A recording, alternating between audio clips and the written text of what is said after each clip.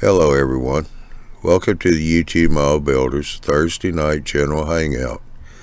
Thursday's hangouts are for the general discussion on model railroading that we all can set a topic to discuss for the night.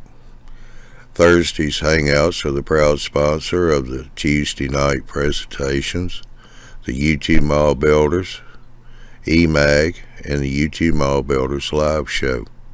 I want to say thanks for everybody joining in tonight's show. And here's your host for the night, Johnny Reb of Southeast Rails.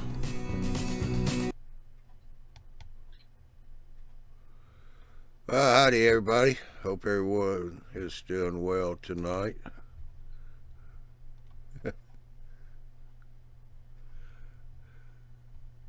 So we're getting a little late start tonight. I'm running a little late, so I apologize for that. But hopefully we still pull off another good show. How you doing, Mike? Hi, how you doing? Good. Mile railroader? Yes, sir. What scale? HO scale. I'm Johnny Reb. I'm the moderator for the show tonight. Okay. What railroad? Well, I live in the Boston area, so I was a Boston and Maine fan. But I do model kind of proto freelance the Pan Am Railways now. That's in my backyard, so that's why I model. You're a garden railroader? No, HO. I have a basement filled. I have a. Oh yeah. Okay. Yeah. It sounded like you said backyard. It almost. I was thinking, did you have a chicken or HO? You said HO. Cohen. What? Get the peanut butter out of your ears so you can hear the man. I did have peanut butter and jelly today, though. Yes. Though, do you loop running, or like rail fanning, or operations? Operations is my primary interest. Okay, we got another one. John. Yeah, I heard. Sorry, I'm the operation buff here in the group. I said Andy. And sometimes, yeah. So I've basically filled my basement. I have a 24 by 50 foot basement that's almost filled. How many operators? I belong to an informal group and we have 15 people in the group. How big is the basement, you said? It's 24 by 50. It's about as big as mine. And I have over 400 feet of a mainline run. Okay. Operation paperwork and dispatching. Yeah, I do. I do car cards and waybills, and I have a dispatcher. What's Mother May I or train orders or track warrants or manual block? It's Mother May I. Okay. I do have all the turnouts and the block detection on JMRI control panel. Yeah, Andy's doing that. Because I'm in O gauge. I'm in 3-rail. I'm using relays to control my interlockings. Okay. Yeah. I have a question. Alrighty. What is Mother May I? Mother May I's means verbal dispatching means not prototypical. What you just do is say, hey, you got permission to run to, let's say you're from Newcastle Conway, and you just say that. That's just, you say you pretty much go ahead to Conway Yard. It's just verbal. Not, no track warrants or train orders, no paperwork to fill out. And I've thought about going that way. So my prototype, and with me as a prototype operation buff, I like working with train orders. I did that for a little bit. I thought it was Mother May I move the train? Mother May I park it there? Mother May I? Well, we got several people in Massachusetts.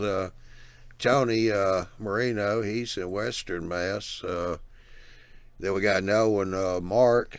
I think he's a little south of Boston. I'm close. If you Yeah, want to travel to Canada, Yeah, I'm in the northeast corner of Mass, almost on the ocean, almost into New Hampshire. yeah. Hmm.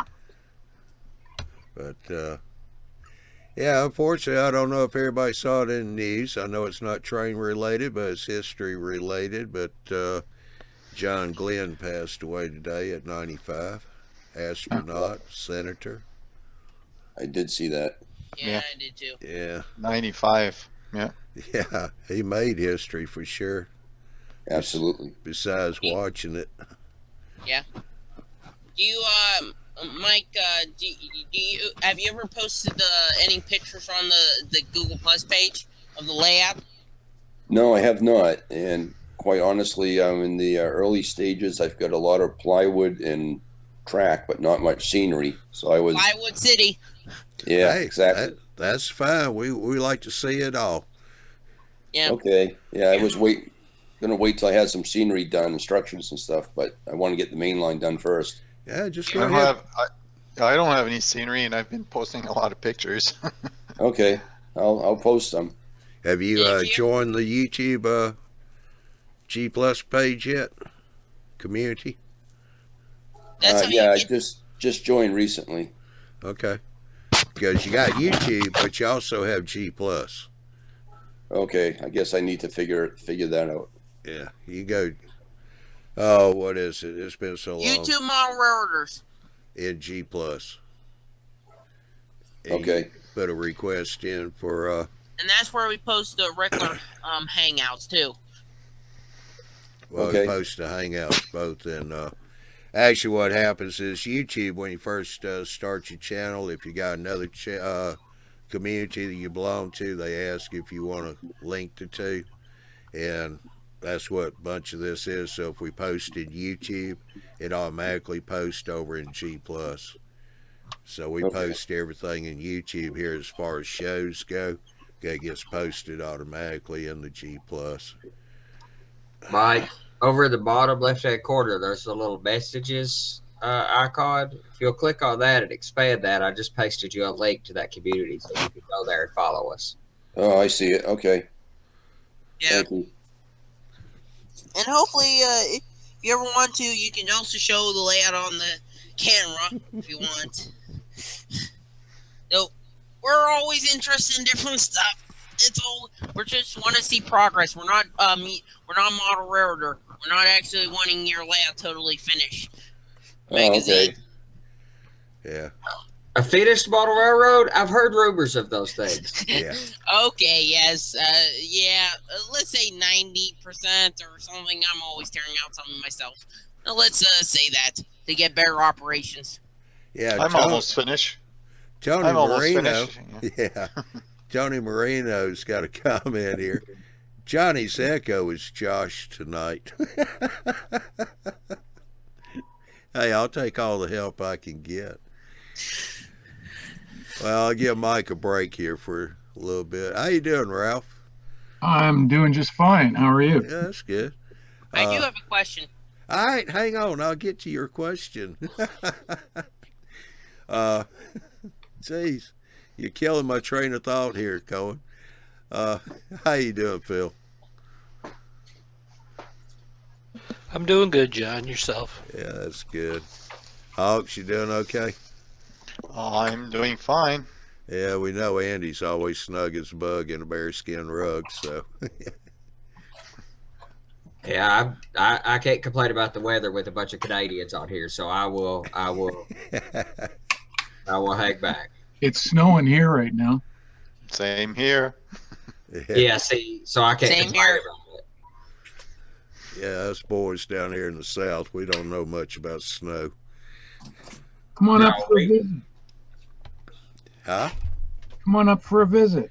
That's okay. I'll be there this summer. Absolutely. This time of year, I'm not going anywhere I don't have to. I see snow. I think I got dandruff. Yeah. They say that this year is going to be a pretty snowy winter, cold winter. So why don't you come up in February or something like that? Oh, best time. Yeah. That's what Ben Franklin says. He's been right a whole lot, even though he's been dead for 200 years. He's sure been right a lot. He said that it was going to be rough. All right, Cohen, what is your question? What kind of soldering iron do you guys use? I A hot one. Low temp. What a coincidence. That's exactly what I used too. Yeah. Low temp and everything. I got a handful of them. Buy a Weller, though. Just buy a Weller brand. Yeah, I've got the Weller impersonator. It's variable temperature. So far, it's been working pretty good. But Weller, you can't beat a Weller. I got a Mastercraft from Canadian Tire, and it's doing very well. Yeah. I've never seen a Mastercraft. I've got a blue brand. It's like Excelsior or something. It's not, but it's something close to that. And it's supposed to be pretty good and competitive. And it's got the hot air soldering for smelting and stuff on the screen. It was a lot cheaper than the high-end Weller station, but I still like a Weller because they're easy to buy tips for. Yeah. Yeah, the Canadian Tire one would be like a Sears Craftsman. All right, Craftsman, I know what that is. Yeah, that's good, Brad. I know I got burnt a few times, so it's pretty good. It's pretty Yeah. hot. Listen, if it melts the solder, if your wire stays on your track, it's doing the job. But Okay. the reason I like Weller I bought a brand other than I bought that Excelsior thing, and it fairly expensive. And I've had a hard time finding tips for it. I have found them, but they're not as easy to get as Weller. Though, yeah, I'm getting that for I gotta get a Christmas present for John, for my stepdad, and he doesn't really have a good soldering iron. I thought I would buy him one. So look at Mike's layout. Oh, and I don't know if you guys can see that or not. Yeah, Oh, that's yeah. a pretty big yard. Yeah, I see a bunch of tracks. Is that it? Yep, and roundhouse, and it looks like I fast tracks, don't see no roundhouse. turntable, not the roundhouse building though. Where it's going. Yeah, So when you first brought it up, I thought I was looking at Chris Healy's layout there for a second. Yeah. Yeah, double deck with I see the car and way bills. They're not labeled yet no, it's Post work in it. progress. and not Yeah. wired in though. I see it looks like, did you use like fast track switches? Yes, sir. I made all my turnouts using fast tracks. Good Yeah, deal, man. Boy, they're exceptional. There's nothing works better than they do mechanically. I really like the no hinge points and the solid electrical contact. Yes, Yeah. sir. Wow, man, that looks good. Good looking Helix 2-turn. Which one you doing? Number 6s? I do 6s and 8s, and I do 5s in the yard. Yeah. Okay. Yeah, boy, you can tighten the yard ladder down a lot with 5s, but I'm a huge fan of number 8. It's double track main line. I see. It goes from double to single. I do that to make the dispatcher's life a little more difficult. Yeah, that's kind of Absolutely. like, hey, are you CSX? And that's what CSX does. Makes the dispatcher miserable with going down a single track and on a busy main line. I don't think that's why CSX does that, but I could be wrong. Yeah, they always have all the trains built up like right at the single track. It's almost the whole division's double track, and then they took out half of the division. So, what are you modeling and what era? A modern era, and I live in New England, so I do the Pan Am Railways. Yeah, sure thing. How many levels do you have, Mike? Well, I have a double level, and I have a lower level in addition for staging. Sure. So I don't know how well you guys can see this, but Yeah, pretty good. right there you've got down here is my staging entrance, and then first level, and then second level is up here. Sure thing. So the Yeah. second level is a work in progress. So Just a, that intermediate level there, is that just to climb from the main to the upper level? Yeah, what I did is the very lowest level is like staging, and then when I get up to the very top level, I made a continuous connecting loop back, and that's what this is. The loop come down back into staging, so both ends are connected. Yeah, yeah, that's how you gotta do modern day layouts anyway, though, just say, in future, put all, towns with town signs, like, with a track design and spotting, second is job cards with your waybills and label all the waybill boxes. Well, Okay. are you using Hobosote? Is that a double layer of plywood? No, I think that's cork. What's It's got cork on it? I think I went a little overboard. It's 3/4 inch plywood, and then 1/2 inch Homosote, and then on the main line I use this like camper's tape to give a little absorption, and then cork. Absolutely, and yeah, you probably overkilled, but I'm a big fan of doing it. I say anything worth doing is worth overdoing, and if you've got a lifetime layout or decades of a layout, spend the time, spend the money, do it right, even if it's a little overdone. Looks good, brother. So, like I said, it's a work in progress. It's just kind of starting. There's no scenery, but I want to get the main line done. Oh yeah. Do you have a plan for your layout, or you're just doing have it by? No, I actually have a plan that I use to get the basic shape, and then you can get paralysis analysis, as they say, and you can plan forever. And I planned for almost a year, and I said, well, I just got to start building. How Yeah, much? I spent the better part of a decade. That's what Mike Kopfelone, kind of my hero in the hobby these days. It's what he says: analysis paralysis. How big is your aisle? How wide is your aisleways? I try to maintain 3-foot aisles. You know, it's amazing that I'm as envious of the aisles as I am of the layout. I would give anything for 3-foot aisles. I Yeah, couldn't. don't know if you can see that. There's an aisleway. Yeah, man, it's nice. Yeah. I got 1 3-footer at the end of the peninsula, the 2-footers going beside the peninsula because I just couldn't sacrifice the layout. That's a lot bigger room, though. How big's your room? That's one of my restrictions. It's only 6 to 7 feet, 6.5 to 7 feet in my cellar. So. Yeah, I wish I had wider aisles myself.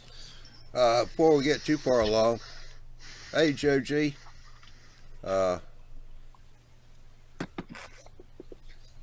He's got a comment up here. My solder won't melt when I touch the weller. How do I clean the tip? And before anybody else chimes in, I can tell you from experience of my own, what you need to do is get one of those scrubber pads that it's a wire pad. Josh, thank you. Switching devices. Well, you gotta be careful about that, please. I use one of the scrubbing pads. If you look on sites that are selling soldering irons, they usually have them. It's a round cup. Got looks like a real coarse steel wool. That works great for cleaning the tip. I found do not touch it on a wet pad. Yeah. Is that copper or something? That material you're talking about? It's like the copper mesh? It's probably more like a stainless steel. Here's what it looks like. Yeah, here you go. Let me get Ralph up there. Yeah, those are the ticket. Yeah, the one that Ralph has got there. It's like about that scrubbing pad. It's a what? It's like a Brillo scrubbing pad. Yeah, inside coarse. the top. Yeah, very coarse. Like steel wool or whatever, but it's like a copper or something. So yeah, tell them about the files turned us on. Yeah, I think it's more like a stainless, but also you need to get yourself, and you buy it real cheap on the internet on eBay, is a small block of sal ammoniac. Yep. But you want to use that outside to clean the. And Phil is showing his sal ammoniac. Say that 3 times in a row. Yeah, really. Sal ammoniac was one of those gangsters that went down to the Chicago Mafia things, right? Yeah. Actually, that sal ammoniac is a salt People used to use it for pickling and preservative, but it's great for people that do lead windows, lead glass. Use sal ammoniac to keep their soldering tips clean. They got several videos on how to use it, so I've got that too. I've had to use it once now on my soldering iron. So, John, if he's got a big buildup of crap on the tip, the first thing, once he gets the sal ammoniac, this is what I've done with a couple of my irons. I take a small file or a wire brush to it, clean it up, and then use the sal ammoniac, and then tip it with solder. And the solder actually takes the place of the sal ammoniac, and it keeps it active. So it fills. So with the sal ammoniac, the solder fills in the grooves and gaps and abrasions that are made in the file to get it smooth, right? Somewhat. The problem is using the file, from what I've read from a lot of people, professionals and all. Those tips have a specific coating on them, and you don't want to break that coating. At that point, that coating's gone. It's already gone. But Yeah, I've always been heard to stay clear of that too. But the sal ammoniac is supposed to bring them back from about anything, supposedly.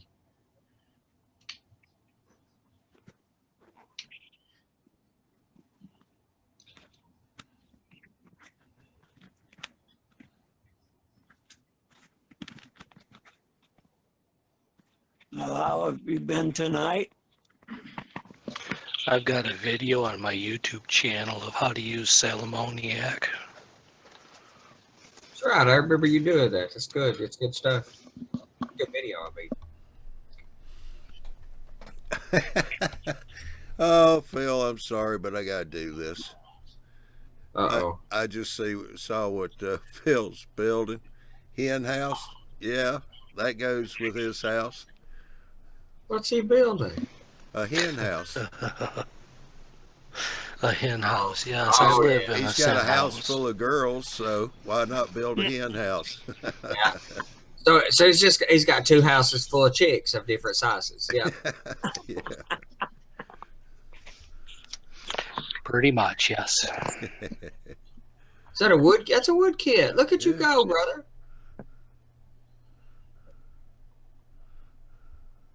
From quarter star. It is wood though, right? Yeah, laser cut. Yeah, good deal.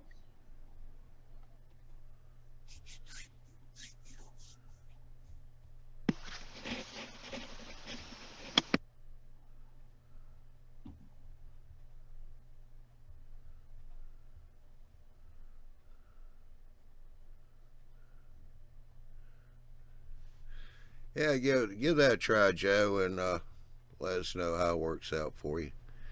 He said the iron was soldering iron's brand new. He only used, I think, once or twice. You want to check, make sure it is heating up right. Oh, you may not have tinned the tip too. You got to do that on soldering irons. That's where once it gets heated up, you got the tip clean. You put just a little dab of solder on it, turn the tip real shiny, and then you start doing your soldering. It's probably not getting hot enough, sounds like. Yeah, it could be. Well, also it depends on where you're soldering too, because I have a problem down here in the basement on my fast track jigs. Once they get too cold, yeah, I try to solder and it just takes the heat away real fast. Do you use a space heater, like an oil space heater or anything in the basement? Now I'm fixing to go buy, it's electric oil heaters, radiator type. Yeah, we got one of those that we use just in the bathroom to keep it a little warmer because we like to keep the door shut with critters.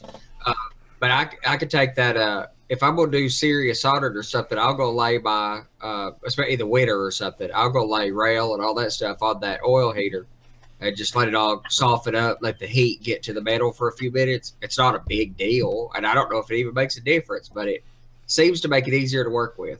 Yeah, it does. Yeah, I did that one time. My jig was so cold, I brought it here in this room, and where I got one of those oil heaters, electric oil heaters.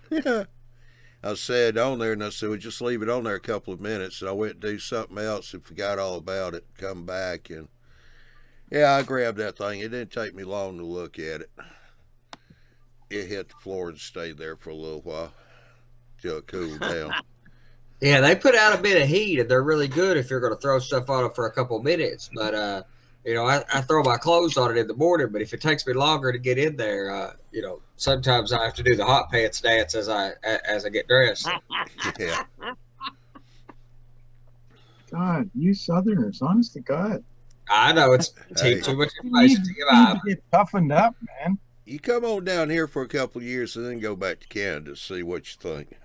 That's right, man. We're spoiled, man. You get it can be 110 degrees outside, and I will not. People can be melting down in the streets, and I won't complain because of how guilty I feel of the complaining I do from October to March. It's funny you say that because my wife and I went on a trip to Cuba in May, right? You'd think that the people down there would, you know, whatever, shorts and that sort of stuff. They were bundled up like they were living in Canada because they didn't have the hot temperatures that they normally have. And here all the Canadians and all the visitors are in string bikinis and everything else like it's no problem. Yeah, it just shows how adaptable the body is. You get used to whatever, but I'm used to being warm, so I'm wearing flannels till May. Yeah, about March is when it really starts warming up here in Georgia. So, I mean, the latter part of March.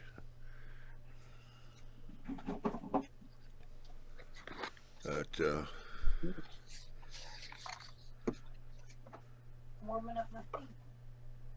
what kind of paint you using on that, Phil? I'm using Winsor Newton ink pen, Oh, permanent markers. is that I first? used a red henna for, it's kind of a reddish brown. Yeah. And when it comes to the outside of the coop, once I get it built, before I put the windows in it and all that, I may use this white paint pen, or I may try the hairspray and then get the airbrush out and actually spray some white on it and then go back over it and rough it up and see if I can get the paint to flake off.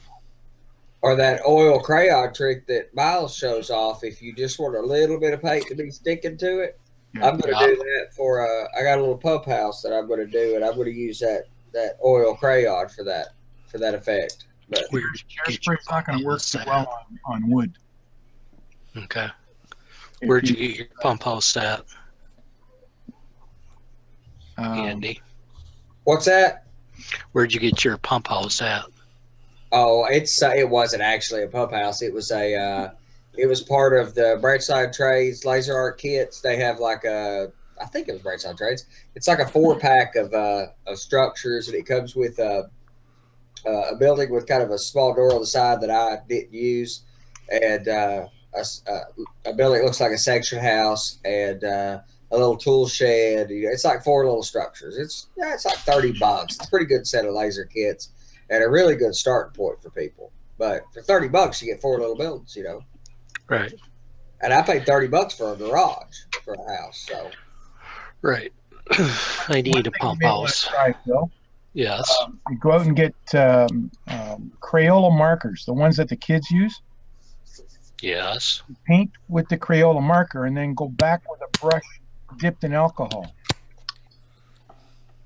And it thins it out and spreads it all over the place. What is a Crayola marker? Is that what's the actual substance of that? Is it It's a washable marker. Whatever the ink is that's in there is washable. So if the kids write on your wall, you can wash it off. So it's a watercolor, probably a watercolor pigment. Yeah.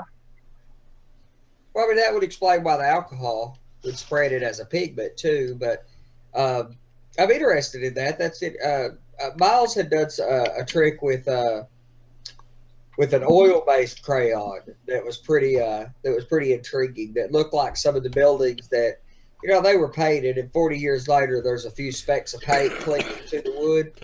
Yep. It really, really recreated that effect. Whereas the rubber cement makes it look really good too, but it's really harsh. And I think the hairspray is a better effect because it's more subtle. Oh, But I just hairspray only works well on plastic. Yeah, I'm not real good with plastic, But if you tried to paint with try and get that effect on a piece of wood, the hairspray just soaks right into the wood. oh, okay. Yeah, I haven't done the hairspray on it. I've been using rubber cement on my wood structures, and it works, but it's a little bit harsh. What if you seal the wood first? Yeah, I stayed it first, so that I'm looking through the peeled effects into a driftwood colored wood, but I haven't tried to actually, like, say, dull coat. I haven't tried that. And it's an okay effect if you do it subtly. So my first couple structures, I essentially painted the structure, or stayed the structure, painted it with rubber cement, the whole thing, and then went back and peeled some off. Here, I'll show you one. But well, now I'm to doing it in spots, and I'm getting better effects. This one is one that I'm quite happy with the effect of. It done. It has a, you know, back up just a little bit. Okay. yeah, hard for me to tell. It has a, it has a peeled effect, and it's not bad. Whatever, and it's, fairly subtle. This building probably needs a little bit more weathering than it actually has. But then I did a structure here recently, and it's too. I've got to go back and do something to it to calm it down because it's too spotty. I mean, this structure is supposed to be in fairly rough shape, but it looks kind of, to me, it looks a little checkerboard. It's just a little too staunch. So I thought about going back and dry brushing it some. What do you guys think about that? Go back and dry brush those gaps to kind of calm it down a little bit? Yeah, that might work. Maybe, because it's just a little too, it's a little too harsh. Where you rub it, it's all or nothing. And I need to probably dry brush it. I think what I'm gonna do is just go ahead and paint the rest of the wood with the stain too, that same stain that you used, Johnny, to kind of calm it down and tone the color down, and then come back and dry brush this. I also bought some paint from, it was in the dollhouse section, believe it or not, but it's called Picket Fence or something, and it's like a dry brushable white. Well, it's all the paint's dry brushable, but it comes in a bottle with like a sponge applicator on top of it, specifically meant for creating this effect. Like a picket fence on a, I can't find it right now, but whatever. Where'd you get the tower at? That is American Model Builders. It's $30, man. I believe eventually I plan on going back and scratch building a more exacting replica of the tower, but it's really close. It's just got 3 windows instead of 4, and, a few things like that for the tower that actually was there in my era. So it's really close. It's a $30 kit. Also, this would you could add the well, there went my potbelly stove. The guys are going to freeze this winter. It's got the interlocking levers, which that's an additional kit, and you just cut a hole in the floor and shove them through. But they actually move. You can adjust the interlocking levers to where you want. And I painted the various colors of brown, blue, and red, just like the prototype had. So, there's my potbelly stove. And potbelly stove keep guys warm. Mike, Tony asked, what's your name on YouTube and Google Plus? My username? Yeah. My username is M&MC Model Railroad. Model RR. MAND MC Model RR at gmail.com. Yeah. Well, I meant your YouTube name, what you use when you post. Yeah. Oh, I've never posted on YouTube.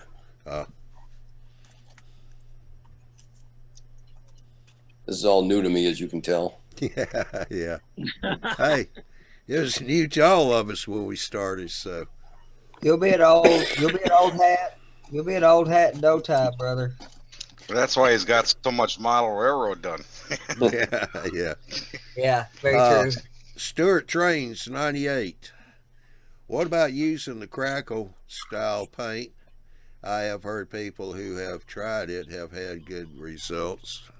I used, I'll show you what I got in a second. I used 2 different kinds. First, I bought the Citadel crackle paint, which is pretty good. It's a little bottle. I got it somewhere. I have to find it.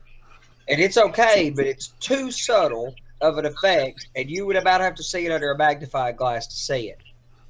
This paint, however, from Folk Art, this is a couple buck thing from Walmart, crackle paint, has a much stronger effect. I don't know if I would like it on a structure, but I used it on, well, the culvert I used it on is actually up on the layout, but I used it on the culverts for dry dirt on the sides. Put the crackle paint down, laid some brown Vallejo paint on top of it, and then let it crack. And it has a good effect, but you've got to be pretty close to see it. But it's a good effect, and my layout's at eye level, so I can see that effect, but the camera won't show it. So, but I don't know about for the peeled paint effect. I wish the hairspray would work good on wood because it's a really good effect. I need to try salt. I need to try that effect. You can achieve the hairspray effect, but you have to use mineral spirits. Oh yes, that looked great. All right, I'm all over. You paint your wood the aged color that you want to use. Then you saturate it with mineral spirits. And then you come back while the mineral spirits is still damp, you paint on the color you want. Yeah. Then you take some tape and without pressing it on real tight, you just put it on and it peels some of the paint off. Yeah, just stick it to it. So that way first, the acrylic paints won't soak into the wood that way. And the mineral spirits won't negatively interact with these alcohol and shoe leather based stains that most of us use, right? Nope. The only caveat to that is that I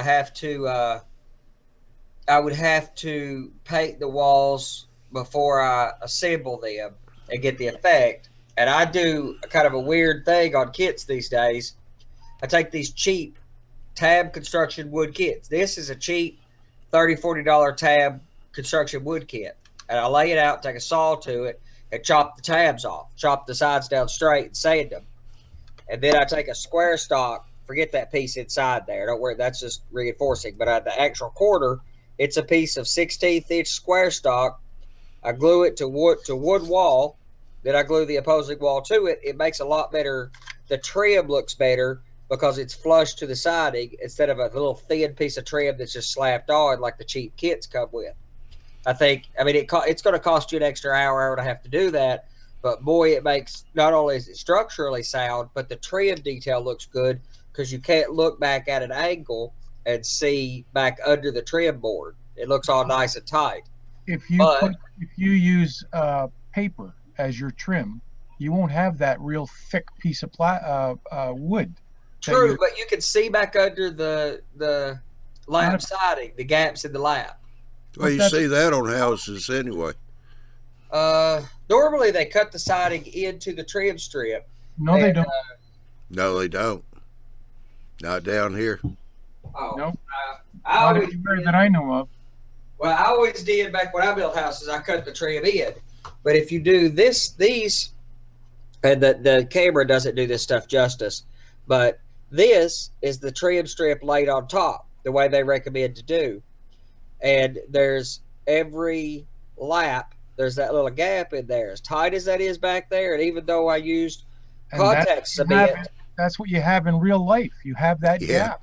Yeah. Gotta use caulk. well, on real houses, I used to caulk them. When I was a carpenter, I caulked every gap. I mean, I did an 8,000 square foot house, and we caulked every gap on the outside of that house. This was the second one I did of this style, and I still use the lap.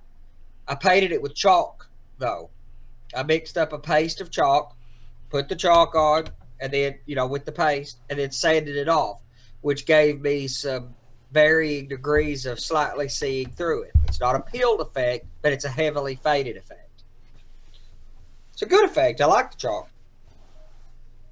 I see you did a good job of putting that together. It's falling apart on you. Well, I have not. Yeah, I have not glued the windows into this one because not all of them, because I've got to go back and caulk the siding so that it doesn't have those gaps. Yeah, I got to caulk the siding. That's a very small caulk gun, brother. I got to go back and make my curtains and blinds. Like I got blind back here in the kitchen, and these curtains like that are coming out of the window there and stuff. Yeah. I've done that to a few of them, but let's see. Yeah, like that window's got the blue curtains in it. They're kind of hanging out the window a little bit, and I've got some fans and such to set in there. But remember, this is 1950. Air conditioning was fairly rare, so there's window fans. But I got to put all that in, and then I started working on an interior for this. I made up some floors out of a heavy cardstock to make up the floors, but you've got to cut them all in around your bracing. And I used a bit more. Again, this was like my second or third kit I'd built since I got back in the hobby, and I possibly overbraced this kit a bit. Now this house, on the other hand, has a full interior in it, all the walls and everything. When you're putting that thing together, if your bracing that you put in, allow for the cardstock that's going to be the floor, and keep it up from the bottom of the wall so that your floor will attach right to the bottom of the bracing. Well, and I set my bracing up anyway. I set my bracing up on all about anyway. So like the bracing is inset, the width of the bracing, so that I can put a square down, or at least 3 or 4 pieces on the layout, set the structure down on it, and it won't get kicked around by the miniature earthquakes of operators. What about but I also set this at a height so that when I put the cardstock in there, it will put the flooring at the level of the door. Exactly. For this one, but I still need the quarters. I do strongly believe in these quarter strips, and you've got to cut your floor out for the quarters. But yeah, whatever.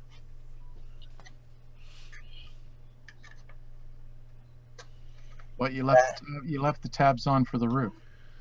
I did for the roof because I want to leave the roof removable. I did not leave the roof removable on this one, so I have to build it upside down, which is adequate, but I paid. But then when I went, because like I said, it was early in the process. This one, on the other hand, it's separatable from the base.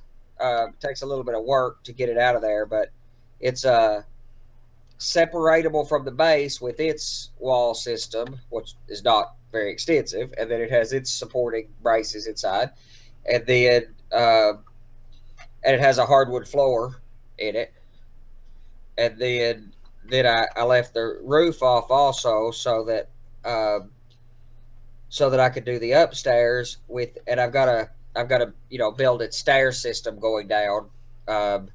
Although I'm thinking I'll leave it out because I can't find a way to actually see it through the house. So why do it, But this is actually because you're you. That's why.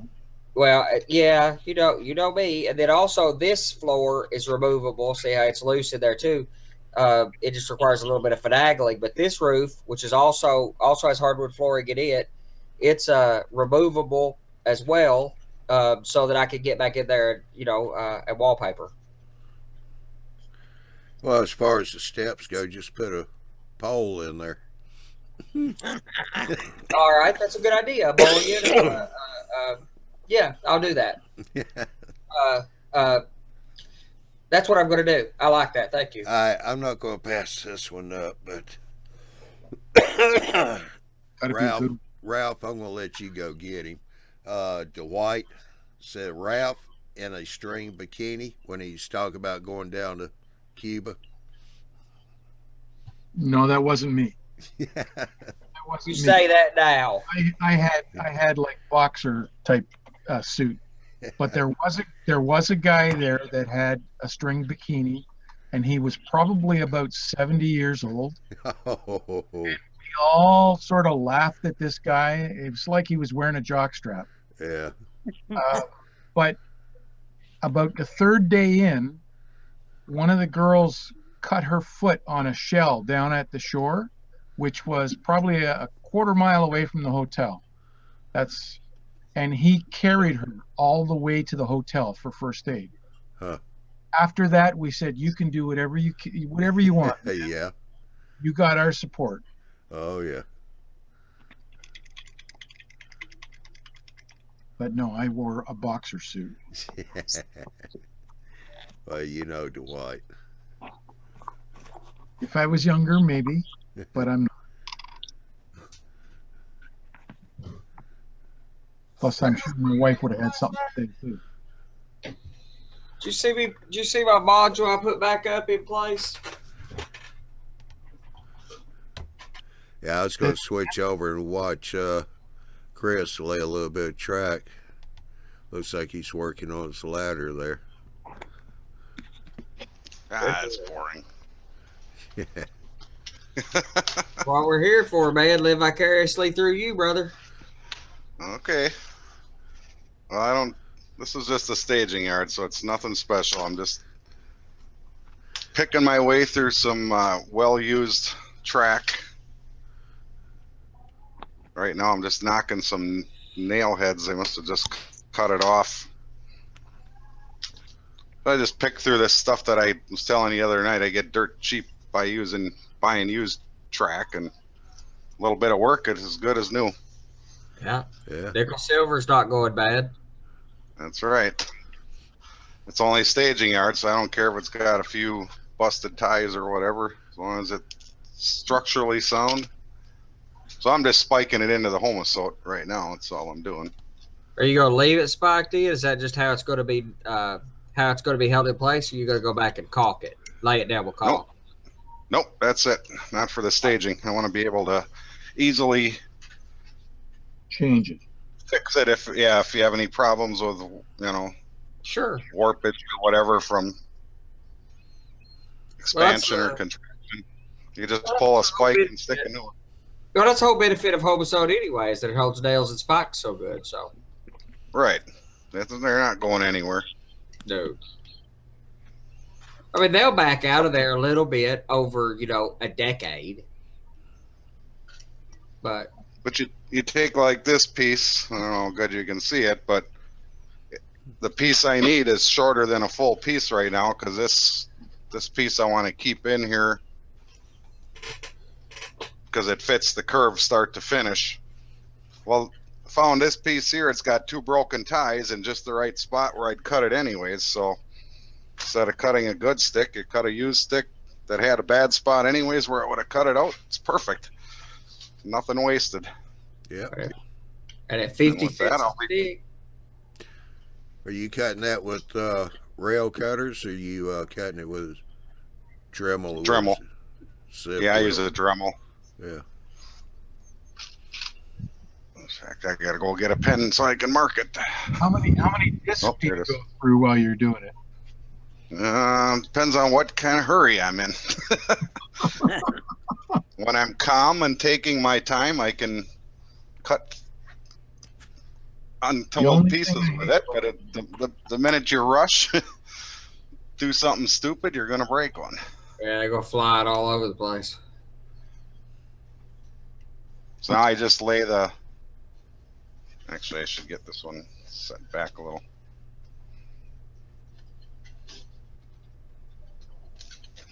I just kind of set it in place here, put a black mark on it with the ink pen and or the magic marker, and then go cut it. I also, after I cut it, I just hit the sides and the bottom real lightly with the face of the disc just to deburr it. Yep.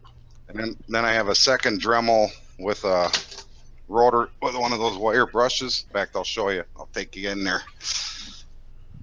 And then I just hit it because it's used track and it's usually dirty. And I'll even do this with clean stuff though. I just hit it with the wire brush wheel just to clean it up where the joiners are going to go. Sure. Make a good connection. How's that? Can you see? Yeah. Okay. So I'm going to mute myself because this is going to be loud, but you can just watch here as I... All right, we'll watch, and Ralph has got a comment here. I'll read out to him, and he can take it from there. Let's see. Stuart, Trains 98. I don't want to stray from whatever the main topic is tonight. Don't worry about that, Stuart. We're doing fine. But I have some new cars that I will be weathering with pan pastel. But I also want to fade the paint prior to the pan pastel weathering. What are some of the options and recommendations? You want to take that one, Ralph?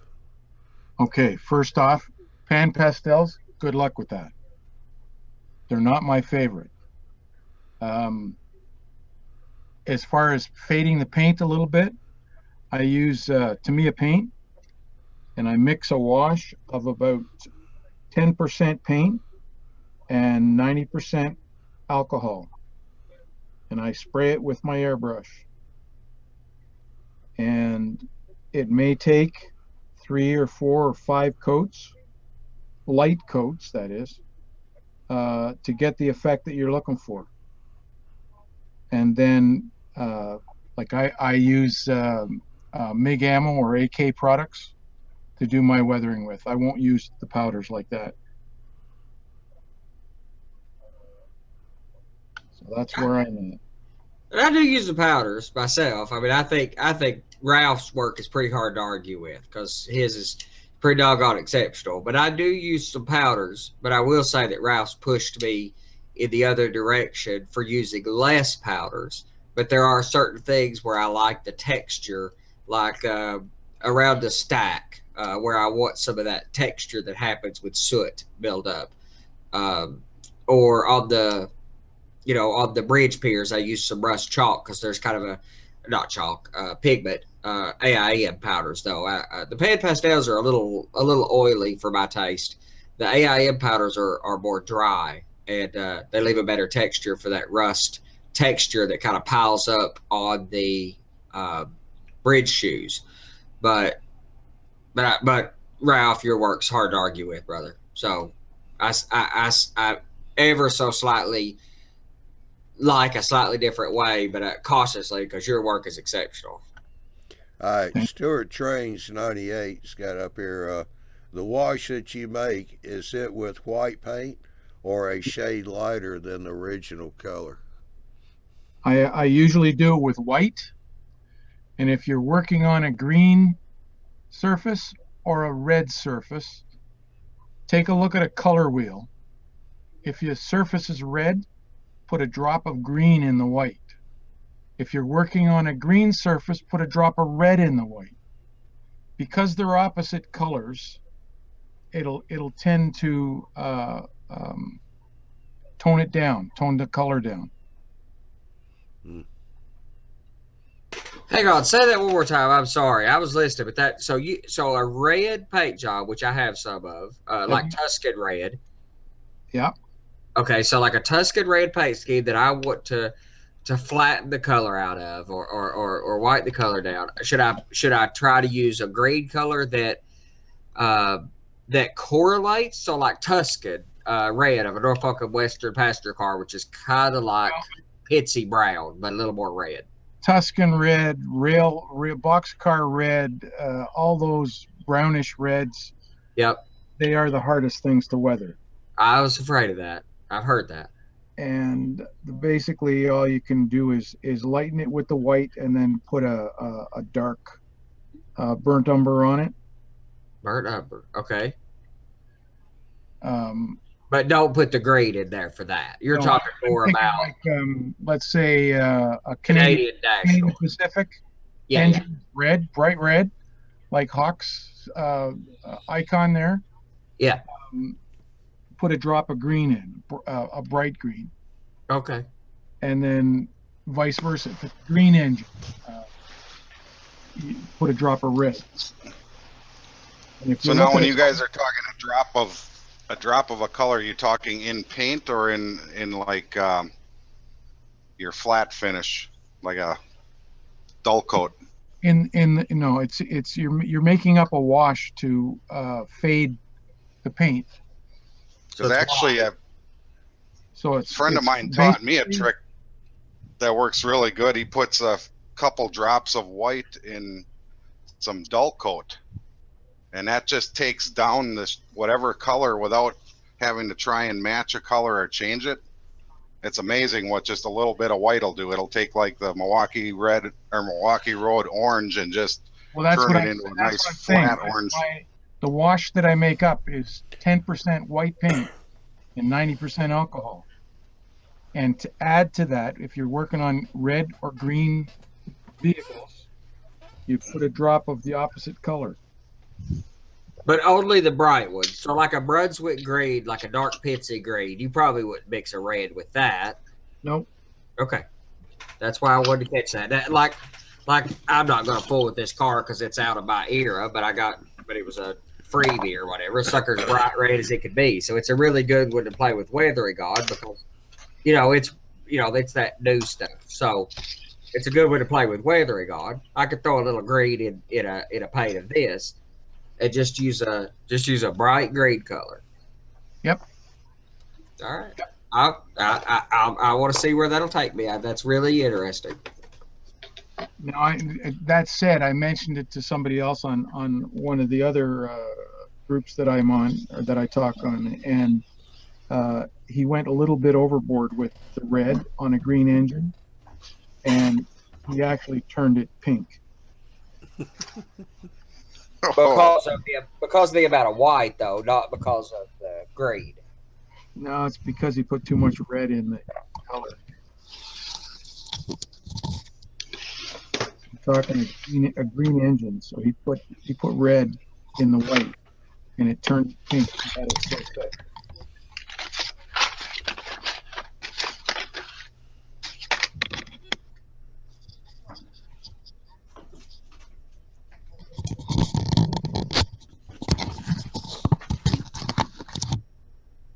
See if I can find a photograph.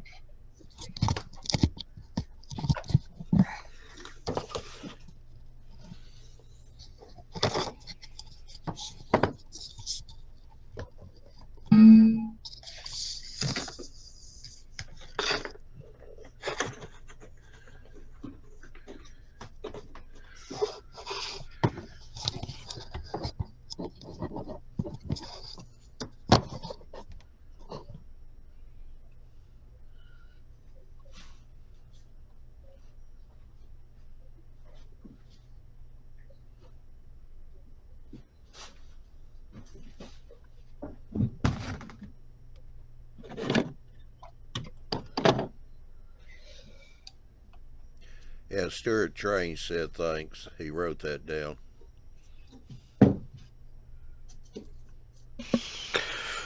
If you go on out to your local hobby shop, you can get one of these here. It's a color wheel. Shouldn't cost you more than $5-6. Right. So there's your color. You see, directly opposite red is green. Yep. So you get that obviously from an art supply store. I'll give that a go. You can download them on the internet too. Yep. I I'll love also green. show you that, like here, he's saying you take red, you add white to it, you get kind of this color. If you take add black, you get kind of a maroon color. Yep. And on the back side of this is hues in this triangle. If you read through this, it'll tell you like red.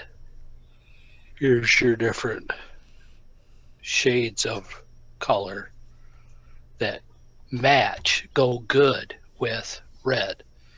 Say you've got a blue building, these colors of purple go also good with it, or an opposite. There's this triangle, there's instructions on how to use it. It's a very handy tool that helps a lot with making color choices and accent colors to buildings and diesels, custom, whatever you want to do. Yeah, I've got one similar to that. I'll buy it. That's interesting. I'll give that a go.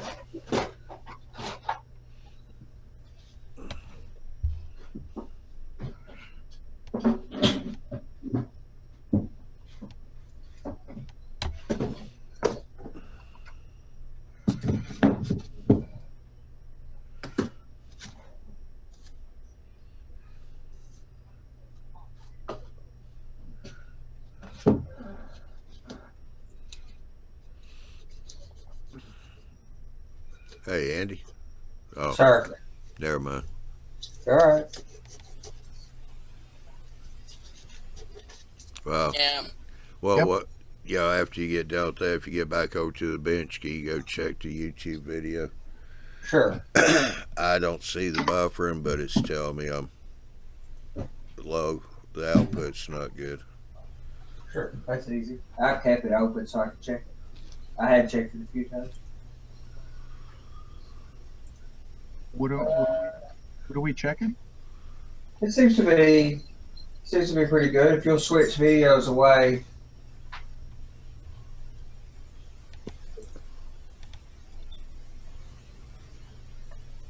There's obviously a delay in it, but I'm not having any buffering. Okay. Yeah. Nobody said anything yet, so. But I mean, Yeah. YouTube's telling me my output's low. Yeah. I've checked seems to be everything okay. on my end, and it looks good. That's awesome. Did you see what AJ said? That's a solid point. Yeah. Oh, who would have thought that grade school art class would provide knowledge that was useful 30 plus years later for a mall railroad? I hear you. I didn't.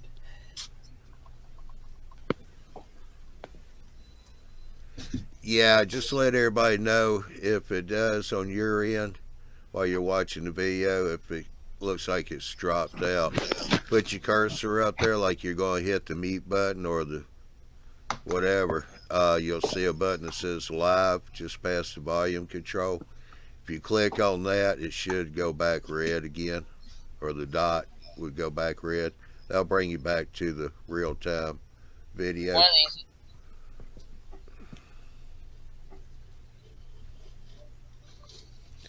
Yeah, I appreciate that, Redneck Railroad. Hey, we haven't seen you around in the hangouts lately. Come on.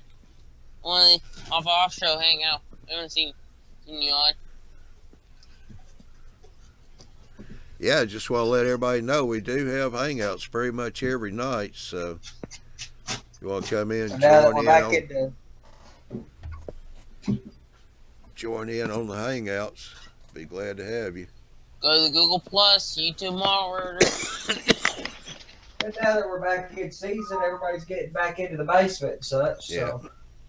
And if you do try to join in the hangout and it tells you that the hangout's full, go back to where the hangout's posted and put in the comments that you're trying to get in. Hopefully people check their post occasionally, so if they see somebody trying to get in, they can start up a second hangout and then split the first one between the two. Have some of those people come over to the second one. Yeah. One of these days I'm gonna wet some Pensy passenger cars. Those are in Pensy, the red. Yeah, in that they're in that very similar color that I'm talking about for NW. They're NW calls it Tuscan. Pitsy calls it, well, I guess they call it. Fancy Tuscan. Yeah. It's slightly different, but but similar. Yeah.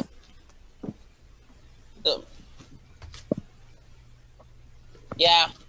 Another thing I've even thought about when I get around to it, right now I'm still wiring on signals, so I think if I start detailing buildings, what I'm thinking is I'm just going to make paper people, just stand them up in there. They don't have to be three-sided, I don't think. Paper people? Yeah. Or three-sided people. I never see the three-sided people, but I believe you. Just like, not the whole side, not the whole way around. The whole way around, I'm saying. I know what you mean, brother, but you know me. Yeah, we're going to tease you. Yeah, I'm just thinking of budget. Yeah. I'll be right back.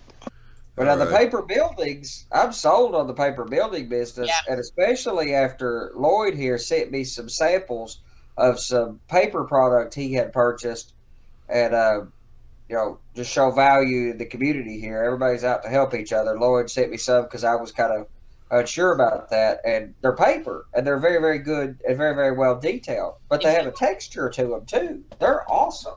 Yeah, if you wanted me to actually send you a PDF, you could have asked. I have a bunch of stuff I do. Well, and I'll get with you and get some of those PDFs too. These have a texture built in, though. They are, what would you call that? Embossed. They're embossed, yeah. Yeah. So, when you look at, let's say you were to order a building from Walters, and it's a brick wall. It's very, very tiny, right? Yep. Yeah. Okay. Well, this embossed paper, I guess the embossment is more deep than those brick walls. Yeah. I don't think that the camera doesn't do it any justice. All right. No. But they look, and they have a texture to them, not just the. Not just the border lines, but they have a texture to the brick. You got a good camera, Andy. Can you show it on the camera like sideways just to see if? Yeah, get a little light reflected off of it. Sure. Yeah. Andy, do you remember how I remember the Budget Model Railroad group? Do you ever look at that group at all? The Facebook group? Yeah, I'm a member of it, but I know. There's a bunch of people that have posted PDFs free of buildings, of paper buildings. So this one is one of my favorites. Can you see? How should I pitch it to help you? Put it sideways to the camera. Something like that. Where are you? Can you put it more sideways? Where are you printing it on? Just cardstock or? No, those are embossed paper. Yeah. It's like wallpaper. Like if you see wallpaper, it's embossed. Well, it's the same thing here. Yeah, Josh, it has a texture. Yeah, it's like bumpy. I mean, for lack of a better way to say it. And each brick has its own shape. Yeah. Yeah. Almost. If you look in the back of the sheet, Andy, can you show the back of the sheet? You'll see the colors. You see the dents. You can see the dents in the back. Yeah. And it has a bumpiness to it that is just, it's really good. I mean, it's really good. And I was a genuine skeptic. And it's what I do is the thing is when you cut it, just make sure you put some paint on the side to cover the white of the paper. Sure. And then what I use is that powder stuff to give it some weathering. And the powder really sticks to the paper. Yeah, and it would stick because it has a really flat finish as well. And the powders would stick to, say the high spots if you use the makeup sponge. Yeah, they're really good. Thanks again, Lloyd. You really sold me on it. You're welcome. Did you remember to keep the website just in case you wanted to order some, or? Yeah, I'm watching it. Or- I'm actually watching the guy's eBay article page too because I need to, Okay. I do need to go get some of it. No question. But I can tell you that one full page will give you a pretty good sized building. Right. Now I don't know what kind of kickback you're getting off this, but None. but No, but this is just to help the community because I love that paper. I know, brother. I'm picking on you, but What's the you website? really sold me on it, and like I said, I really was a skeptic. I'll look it up, Josh, and post it in the. Hold on. Yeah, it's good stuff, and he makes numerous scales. So what would be really awesome is do something like me and several of us. I know that me and Ed and Ralph and a few of us and Johnny and several of us had this conversation about doing not selective compression, doing forced perspective well. Now a lot of people do it, but I haven't seen it done very well. And I really think using some paper scaled down a little bit, but not, it scales too much in the background. But scaling it down a little bit, you can really get some nice effects in the background.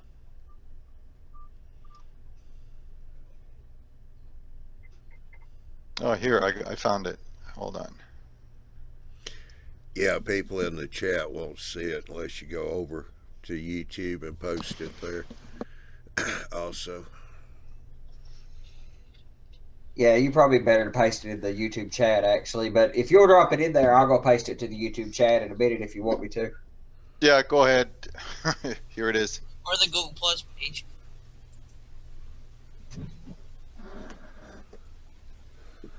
The guy's in Greece, just to let you know. Hmm. And basically, I'd say an 8.5 by 11 is about $1. Well, it actually showed up on the screen, so if people watch the recording, they can stop it and write it down and put it up in the browser. Yeah. You want me to share the picture? Hold on. No, well, I was just talking about that post you made. I didn't realize it showed up on the recorded video too. Yeah, briefly, but it does. Yeah. Which is enough.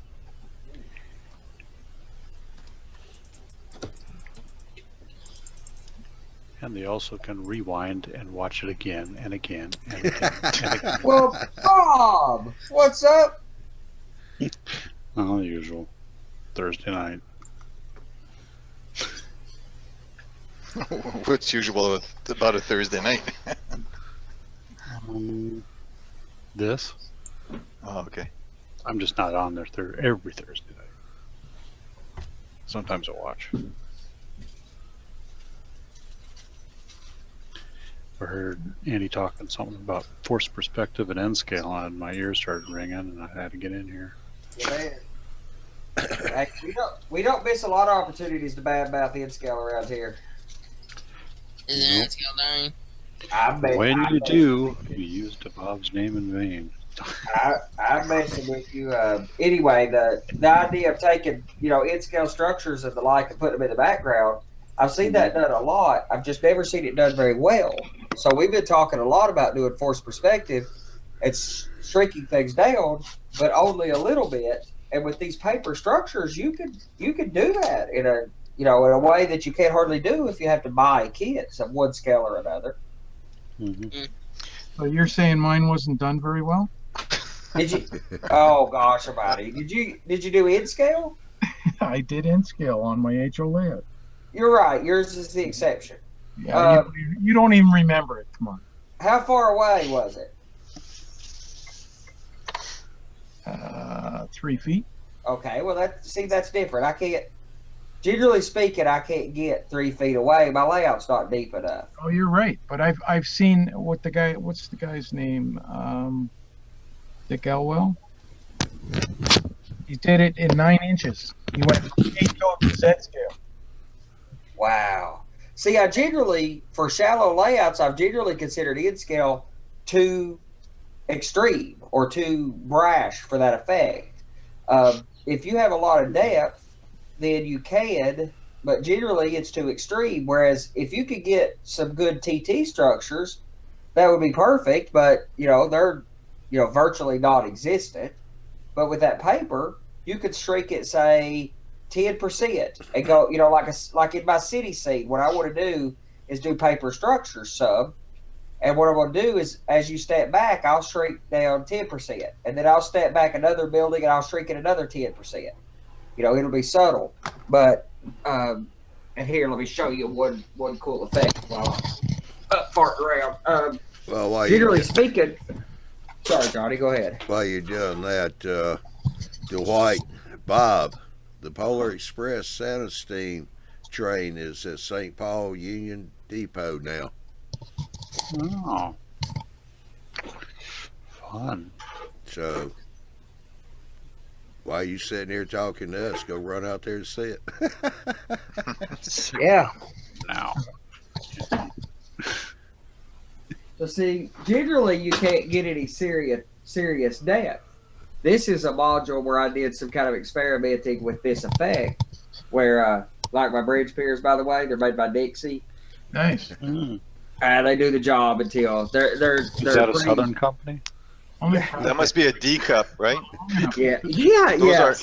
Those are D cups. They're pretty poor in comparison to my abutments, but I've got to find the right piers. I haven't. But this is a weird effect I did. Well, it's only 2 foot deep, but here you're looking 7 feet. So standing here looking right, you get to get an effect of 7 feet of scenery, and with photo backdrops up the wall and trees and all that. It's the wood way that I could use a very narrow railroad to get very deep effects.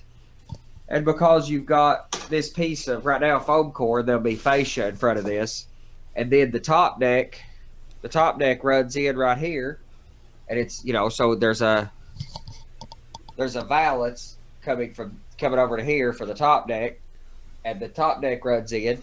And then as you get here, that track's hidden back there, and there's a valley with a bridge that's really doggone tall. The prototype, it's like 140 feet. Here it's going to be like 20 inches or 21 inches. But it's way up above eye level. Even if you were tall, it'd be above eye level, and I'm not tall. So. Hang on, Andy, before you move. Sure. Put your camera over in the corner. Up under that layout. Up under it? Yeah, straight down. Up under the layout right there. Yeah, there you go. Paragon 2 supporting the layout, isn't it? Yeah, it is. Okay. Now, I've got the rest of my layout to defend myself here. I got the rest of my layout on brackets, okay? So, but when you get over here, that section of layout that has trees on it is 8 inches taller than where this section of layout is supposed to be here, because this section is working its way to the underside of the layout.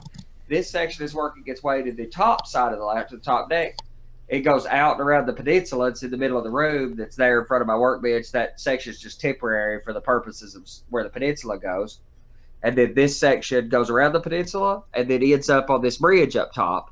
This section here ducks under and goes under the layout into staging for now. So for right now, it's it's got tripods. Yeah. The rest of the layout's held up permanently, but I don't want to permanently mount this thing when my goal is over the winter to build the peninsula.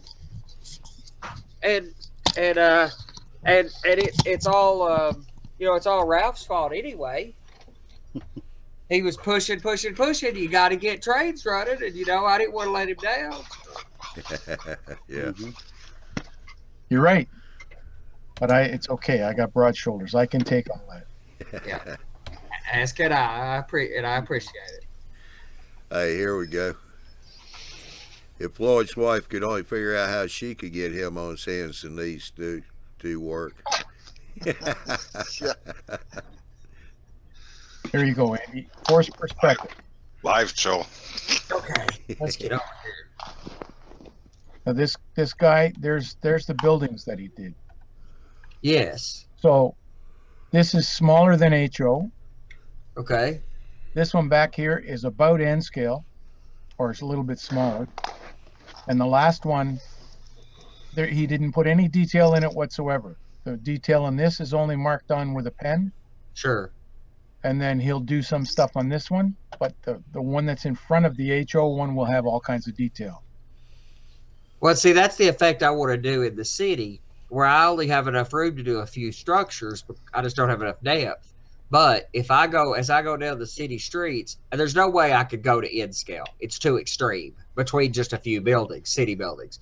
In the country, where it's grass and trees between them, you can't see the total distance. Your eye can't, or your brain can't naturally measure it. You could pull that off and you would just assume that it was further away. Wow, that looks good for the size.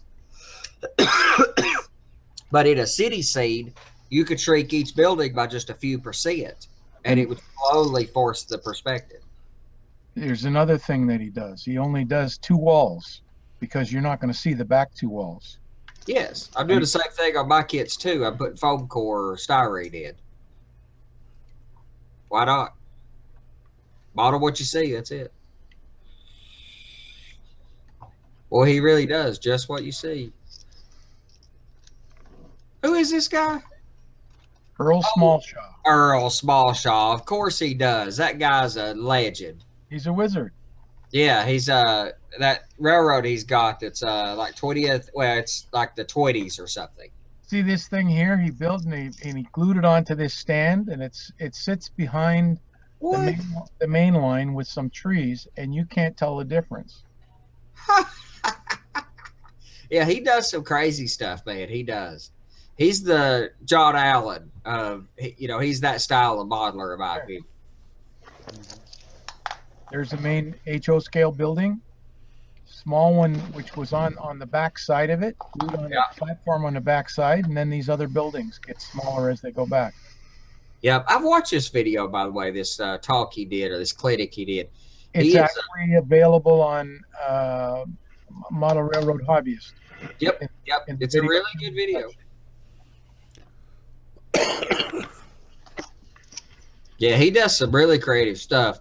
Of course, honestly, you guys aren't going to get any idea enough to know how to respect this guy if you don't go YouTube. If go Google or go search on YouTube, even better, for Earl Smallshaw and look at the layout he built. It is some kind of spectacular. Wow. That's so cool. So from this track to behind these houses is 9 inches. Oh my God. And that looks like it's at least 3 foot deep.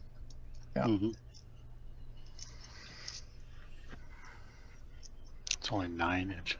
Yeah. That's one of those early more hobbyist videos or something. Yeah, it's on their site. It's a clinic from Earl Smallshaw. Let me go find It's in his. the theater section. Yeah, that's what I mean. Most of the stuff, if they produce nowadays, it's on their YouTube channel or their Train Masters TV. Yeah, these are old, but they're still good. So yeah, that LNN operating session video is pretty good on that theater page. Yeah, and actually here I will show you that we don't want to watch a video, but I want to show you just a second of this thing so people realize what we're comparing it to, because he is just you won't have the respect that's due for him if you don't see what kind of layout this guy has built. All right, this thing is. Yeah, that's definitely a John. That definitely looks like a John Allen It kind of is. style. And it's got this seed. I mean, he's got this seed coming into the layout, though. That's okay, but this seed. It's this town that's so spectacular. Yeah, that is pretty cool. And he's got a seed coming into the town where this right here, this bridge that cuts around and goes through a structure. He's a good one, man. He does good work. Is it just display running, or is it? No, he's pretty sure it's an operatable railroad, but he uses every trick in the book, and I mean, he's good. I mean, he's good. So anyway, I spent all kinds of time with it, but Andy, why don't you put out a video? Well, days. I've got a bunch of video cut actually of showing some technique and stuff that I want to show. How I balance my track with dry adhesives and some of that stuff. But you know, there's that requirement for free time that seems to be challenging. Did you ever think about doing a live video? I do. I'm live right now, brother. Yeah, on your YouTube channel. I am not pre-recorded. This is live as we speak. I know, though. I meant on your YouTube channel, not on the YouTube Model Builders. Just asking.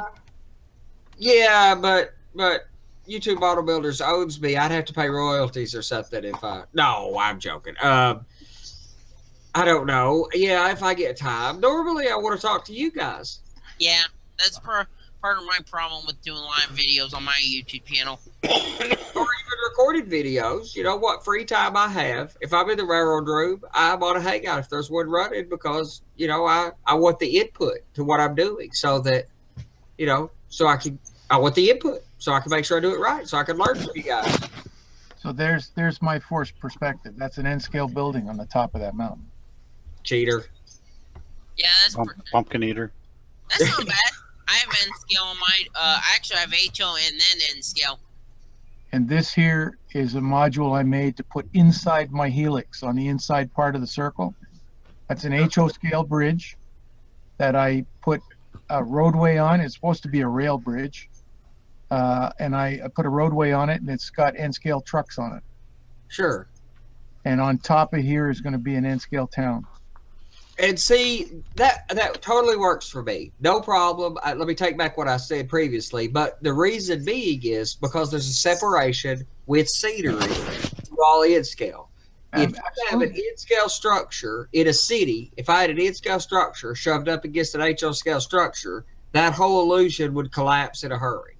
Yeah, and also Andy as a ribbon counter. Ribbon counter, come on.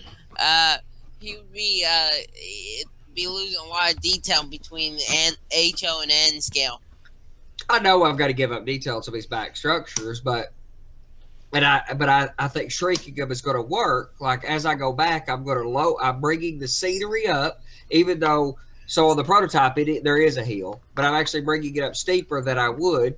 And shrinking the buildings as they go back and narrowing the road. So the road starts at whatever. And my hope is that I can find some TT cars and put a TT scale car parked back toward the back there. I can't use N scale, it's too small. But if I could find something slightly undersized, you know, 1/100th scale, 1/96th scale, something, then it doesn't take a lot. You know, if you're walking along the floor and you step up an eighth of an inch, that little difference that you don't see, your body will feel that difference. The brain fills all this stuff in. So subtle. That's why subtlety is so impactful. It doesn't have to be punchy. It can be sweet. Yeah, AJ posted up here. Earl's article on forced perspective was in the December 1999 issue of Mile Railroader. Okay, I'll go. Yeah, I'll get a copy of that. Here's what I got done so far on my layout. Though, I'm O gauge down below, and that up top's HO. Reason I went there is also budget. And then it goes to N scale right back there, and that's all. I think that's Bachman. It's that Bachman little house. See, it goes that in the back. Because of scenery, you can pull these things off. But if you have buildings, you know, in a town, I would have said that was tricky, but Earl Smallshaw has done it. But what he's done is separated the buildings via stacking or something. But if you're looking at, like my problem is, I've got to look up a city street. So as I look up that street, I can only shrink so much before it's too dramatic. Have you ever tried what's that guy B and H layout, that bedroom size layout? Who's written Model Railroad? He's a school teacher. Oh yeah, it's a B&M layout.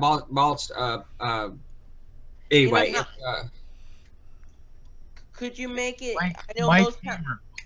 By Caber, that's right, Boston Made layout. Most It has the towns, serial staging around the outside. I Yep. originally designed my layout for outside serial staging. yeah, that is a nice design though. He The walls got most towns have the roads going straight across, like straight or even side to the railroad tracks. But what he did, he's kind of angled it and then made it go up different levels, kind of so the road doesn't all go all the way to the backdrop. I know, I would love that, but I modeled the prototype, and in the prototype, it crosses at a 90 degree and heads for the hill. So I got to follow, I got to follow what was there. Yeah, Gotta model what Dwight. was there. You can take a little bit of artistic license and change it. Andy, he's A little bit. Yeah, A little Dwight is posted. There must be a minimum distance for perspective to work well. Yeah, that's what I would agree with. Yes. It's all in how it's done. You can have it stacked like in 3 inches. Yeah. As long as there's separation between each scale. Like if you were doing trees on a mountain, your foreground trees are going to be huge. The ones in the background are going to be tiny. Absolutely, I do that. The slope that you put up there is it's going to tend to look like it's been cut down because the trees are getting smaller as you go to the top. Yeah, I do that, but the what causes it to work is, I mean, these foreground trees are these foreground trees here are, they're not small. That's a rather large tree. These trees here, these are fairly large trees. Then as you step back to the other side of the tracks, those trees are still 9 or 10 inches tall. Along there, they're good looking trees. Then as you step back behind those trees kind of just behind those are, 8 inches. As you get back there toward the back, they're more like 6 inches. And it's a good effect because you're slowly tearing, you're slowly tearing back, slowly tearing back the trees. I mean, I even did that effect down at, back in there. They're still, but it's tiered. You're not putting a 6-inch tree beside of a 12-inch tree.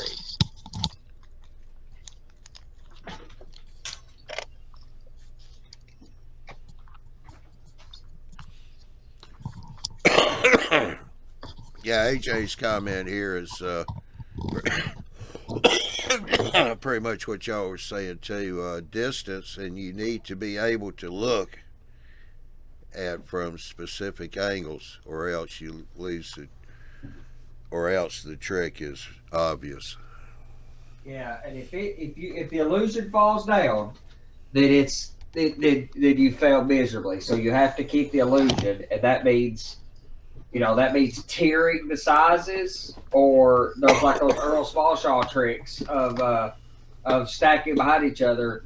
Or if you're doing country scenery, that's fairly easy because you could just put some mountain scenery between them.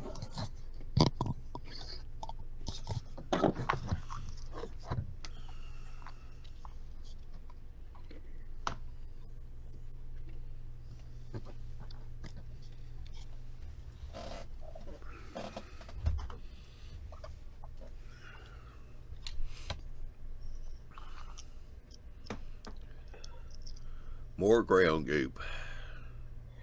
All the time. I'm getting ready to do the road. That's what I brought these up here for. I got a road that comes from up here where this little structure is. This is that structure we're building next year. It goes right here. At the Y, this little road comes down through here, turns, and goes underneath a concrete viaduct with a steel bridge, and then another concrete viaduct on the other side. You can't really see it, but there's a concrete viaduct that goes back there as that track goes back into staging. From this angle, that entry to staging looks pretty rough, but from the front, you can't see that. Doesn't matter if you can't see it from where you're standing. Yep.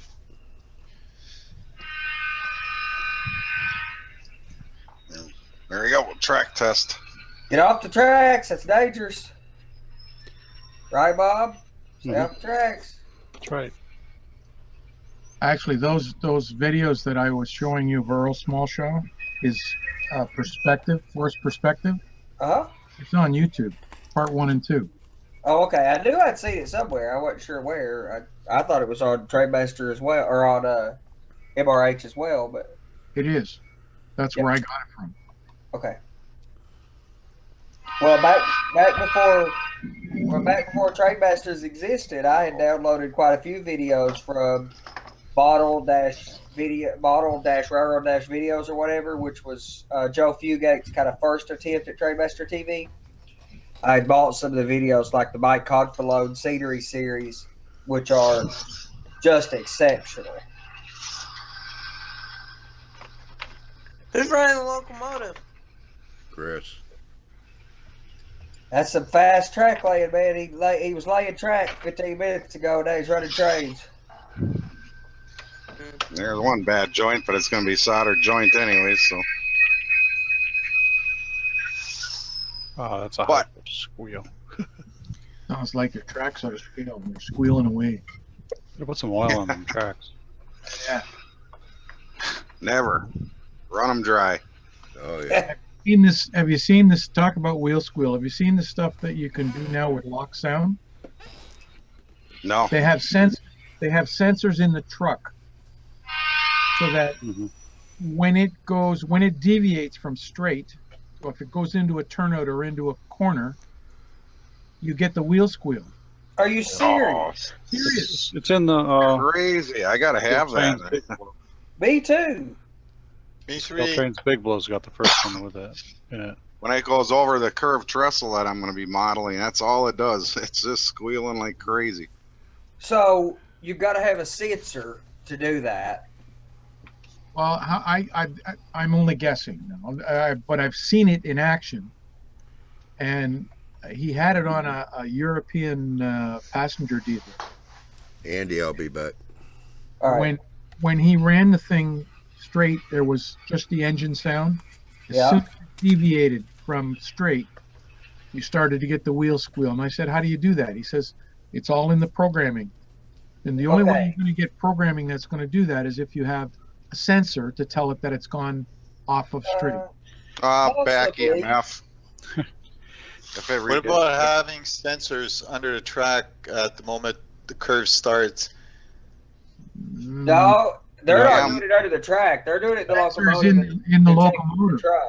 You're gonna freak out when I tell you what the secret is. Is it engine load?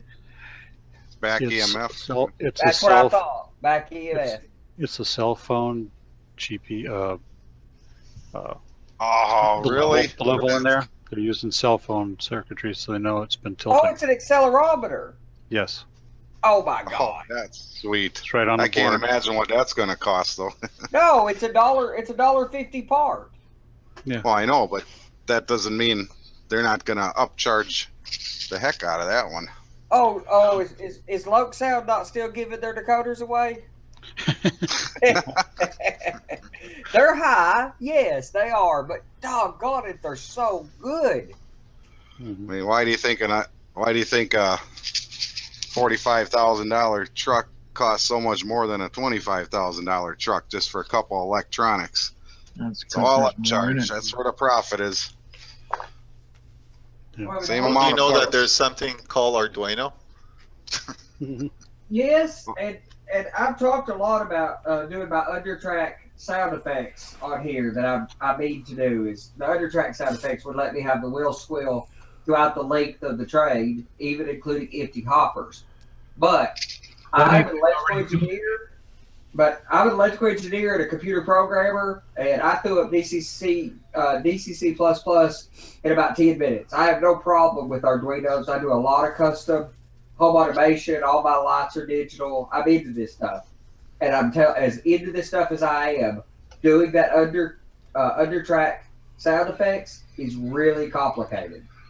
Well, Iowa Scale Engineering has been selling some stuff now for the sensors, even for like flange squeal around curves and that. They have sensors though, like you said, you can tell when it enters or exits the curve, and that's what triggers a sound. And it's not in the locomotive either. It's Yep. Which is fine because that isn't where the sound comes from. It comes from a certain point in the track where most cars will squeal. So it is more of a stationary sound anyway. So Well, It and the is. lock- The and the lock only sound, it was in the engine. It wasn't anywhere else because it was on somebody else's layout. Yep. And I like that they're putting it in the locomotive too. That's good. I would love to have it, but I'm still pushing to do my undertrack sound effects. But it's not easy because of the speed of trades, the variability of speed of trades that you have to capture. If all the trades run at 25 mile an hour, that would be incredibly cheap and easy to create the effect. But to get JMRI to feed you back the speed of the trade so that you can play an appropriate sound file, or me and Shane Mason have been talking at some length about how to create coupler noises when you take off, and the goal is you'll be able to couple and head off in the other direction, and if you have 17 cars, you'll get 17 coupler clanks. But that's proving to be difficult too. So it's going to be doable. We're going to figure that out. I'm going to figure my undertrack sound effects out. But this stuff is not for the faint of heart. Well, there's a buddy of mine's already doing that kind of stuff. Larry Edgery. He's Creaky Chair Models. Yeah, Larry Edgery. He's on Lionel's show. Yep. So he already does these sound modules, and he sells them to whoever wants them. Yep. You tell him what sounds, and he puts it on there. Right, but here's the trick. So what you would have to do for what I'm talking about is you would have to have a sound file for each, not exactly every speed. You wouldn't have to have one for 21 miles an hour, one for 22. But you'd have to have one for 5 mile an hour, or one for 2, one for 5, one for 10, one for 15, one for 20, something in that range. And you would have to have effects that were appropriate. And then when it hit that sensor, you would have to play that. But you also have to have sound effects that are direction sensitive so that you can capture the Doppler effect, which is, incredible. That's what you get when you're standing rail side. So what I have found to be the easiest way to do it is to take a Tsunami sound card decoder, run it through a harmonizer, like you use in a music studio to take a single vocalist track and duplicate it. But I'm using a piece of software. To use a harmonizer or a doubler, vocal doubler, to double that sound a dozen or more times to get you some variability and some different sounds. And then I'm feeding that through a switching circuit. So I'm not actually producing sound every 18 inches for every speaker on the layout. All I'm actually doing is piping one of a dozen sounds. I could run a dozen trades, or I could run 6 trades, let's say. So I have 6 sound card decoders, and those 6 sound card decoders are consistent with my trade. They run at an appropriate speed for my trade, and the speakers switch as the trade covers them. That's it. Well, let me throw this one at you, Andy. All right. Take your hand, make a fist, and hit your forehead. Here's why. Super simple as far as backing up a topic or so when you were talking about like the flange squeal per the speed. Well, if you use the speed matching schema that I use, then all you got to do is program JMRI or your Arduino to match the sound to the speed step. Because then you would know how many miles per hour you're going based on your speed step. All right. I'm good with that, but I'm not ready to hit myself in the head yet. So here's the next thing. How do I know which trade is there? Look at it. Use the track sensors to trigger it, and then have the frequency based on based on your speed step setting. Well, you have to use RFID or something to know which trade to match it to. So you even have to with my solution. So what I've proposed doing is using RFID in the staging yards, and then using the output of JMRI's operations to know where a particular trade is expected. So when a trigger is sensed, it goes and looks at the table for where in the route a particular trade is, where the last place in OS was. That's why it gets so complicated. It's very logic heavy. Yeah, unless you want to invest. That's why I'm saying it's not for the faint of heart. Unless you want to invest big bucks in a Digitrax transponding, which has not proven itself to be worth the investment yet. Not far at as I all. know. And here's the problem with transponding. You're stuck with only Digitrax decoders. So there Right. goes your awesome Loke sound. The effects of being able to throw it into Notch 8 and coast along at 10 miles an hour with the locomotive screaming, or throw it into coast as you cruise down a hill. And Well, I tell you, that's thinking outside the box, though, adding those accelerometers. you better believe it. That's a good one. They are. TCS is good stuff too, but boy, you got something to do to keep up with Loke sound these days, or with ESU these days.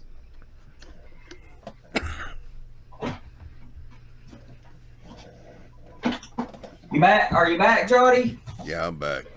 All right. So now I got a tattle on a couple people.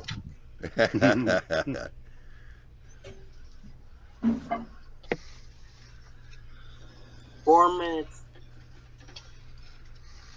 Oh. I didn't get my basement cleaned yet. Chris, where are you exactly located? I'm in Wisconsin. Hey, you're in Wisconsin. Okay, that explains why you're running CN trains. No, that's just I use that as a test dummy. I'm running Montana Rail Link DN and dummy. He called CN a dummy. That was awesome. I agree. That's my railroad. We want to buy this one? It's a Intermountain SD40 wide cab. Yeah, that's what I have. Tsunami sound.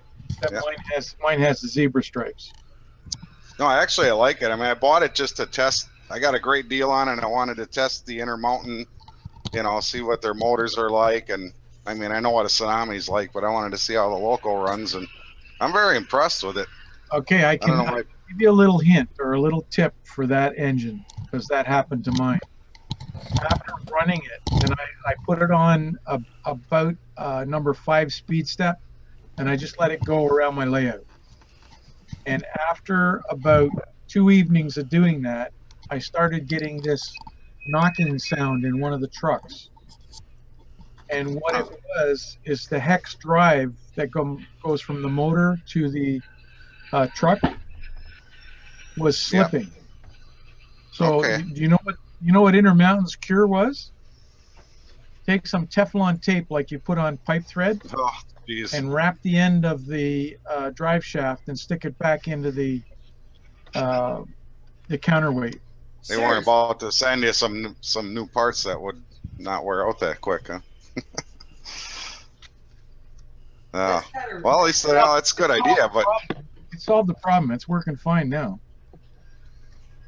If I was gonna, I suppose that would work. The other option is always to go to the old rubber hose trick. Yeah. Well, if it starts knocking, I'll know what that is then. But so far, it's been a very smooth runner. Very impressive. I think I spent about 120 bucks on it, and it runs worth every beautiful. penny. Yeah. I mean, that's with the Tsunami sound, factory installed, working ditch lights. Yeah. Although they don't appear to be wired separately because you can't get them flashing programmatically yet, so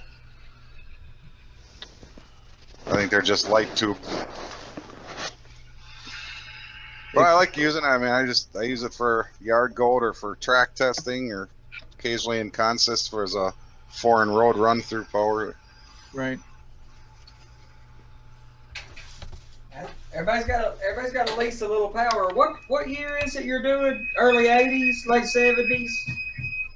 I'm doing about 95 right now. Okay. Middle 90s.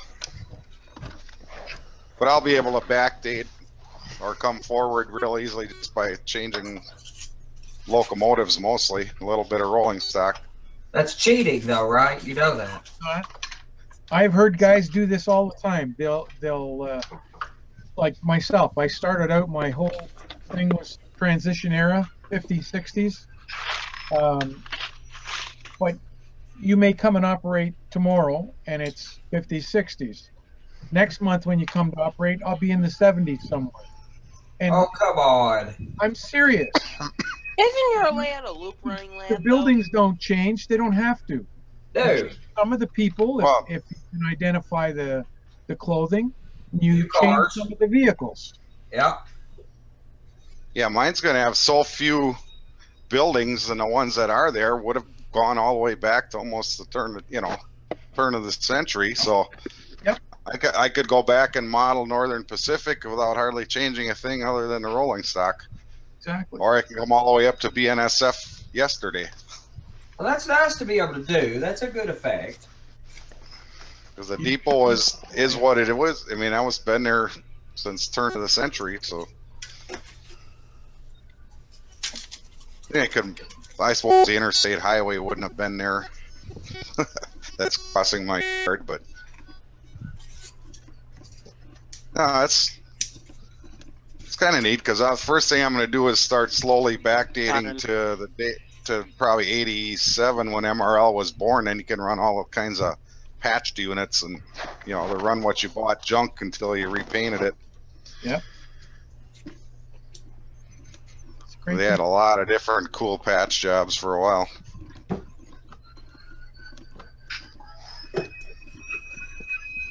All right, progress.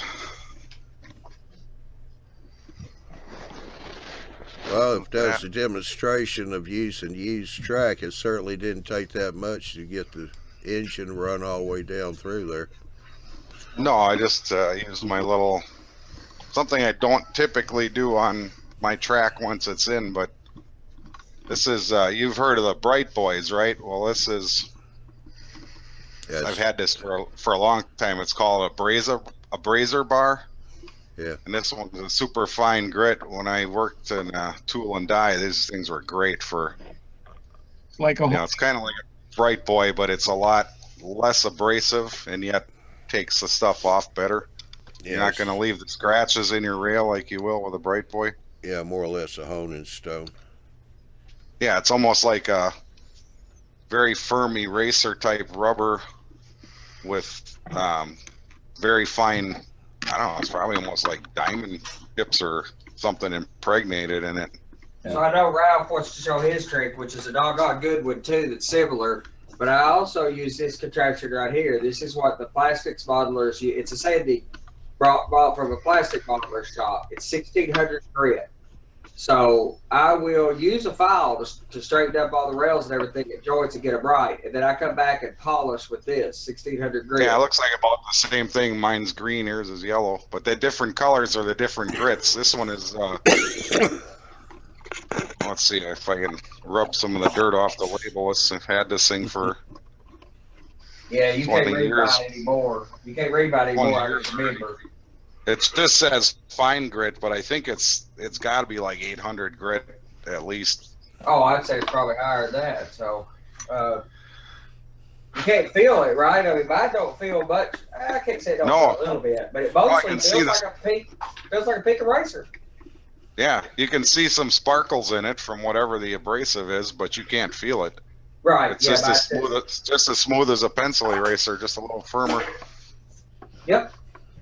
So I'll use that on this used track just to take the oxidation off the first time, but after that I never use it on my track once my track's been cleaned the first time. I think Lionel makes one.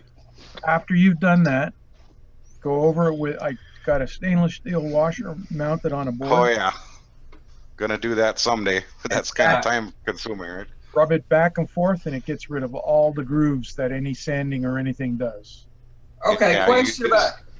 use a polishing compound with that too. No, just that by itself. It Okay, because I've seen where closes up the guys say use like Mother's mag polish or something like that to, for your chrome wheels or whatever. It's a super fine grit polish along with that, what do they call it, gleaming or something like that. Yeah, it seals the pores and smooths out the imperfections, so to speak, without Did you just sanding use epoxy to glue that washer to that block of wood? Yep. Okay. It's a good idea. I mean, it's kind of what I did a little bit of my track on the old layout with that just to try it, and I never got a chance to do a whole bunch of it. But I just held the washer in my hand. But I have a very similar. Well, that's what I did at first too. Held it in my hand until I went across one of the fast track turnouts that I did, and I sliced my finger open on the points. If I can find my track cleaning block, I just had it out before, so it's got to be here somewhere. Oh, I hate. Oh, here it is. So it's getting kind of grungy now, but I kind of did the same thing for my everyday track cleaning. It's just a piece of wood, and I went to the fabric store and bought a yard of this corduroy. So it's got the ridges in it. Yeah.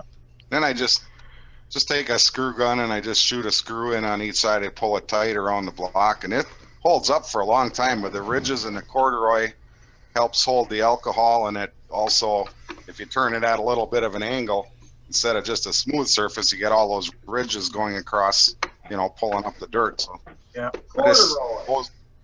corduroy. Yep. You could use that for like farmland. That kind of brings me back to this. And everybody got to laugh at me for a little while because I tried to use that fake fur that Ken Patterson uses. And mine did not look. He gets good effects out of it. Mine looked like somebody laid their coat across my layout. Well, another nice thing about the corduroy is it doesn't fray and leave little. Yeah, I've tried all different fabrics, including denim, trying to find something tough enough to withstand going over all the joints without leaving a chunk of cloth behind. And this this corduroy is far and away the best I've found so far. It doesn't leave any. You really got to snag it hard and more like on the edge. I mean, you can see that the edges where I cut it with the scissors actually fray, but yet the surface of it, where I've been using this for like a year already without replacing it, and it's getting to the point where the corduroy's wore off, but there's no fabric comes out of it at all to catch on your rails. Well, the amount of fabric that would come out goes down as you use it, probably. If it doesn't get snagged and frayed, like you said, it kind of eventually loses the loose hairs off the surface. Right. I mean, most of them, and I'm going to grab my track cleaning car to show you that. I use the same material on there.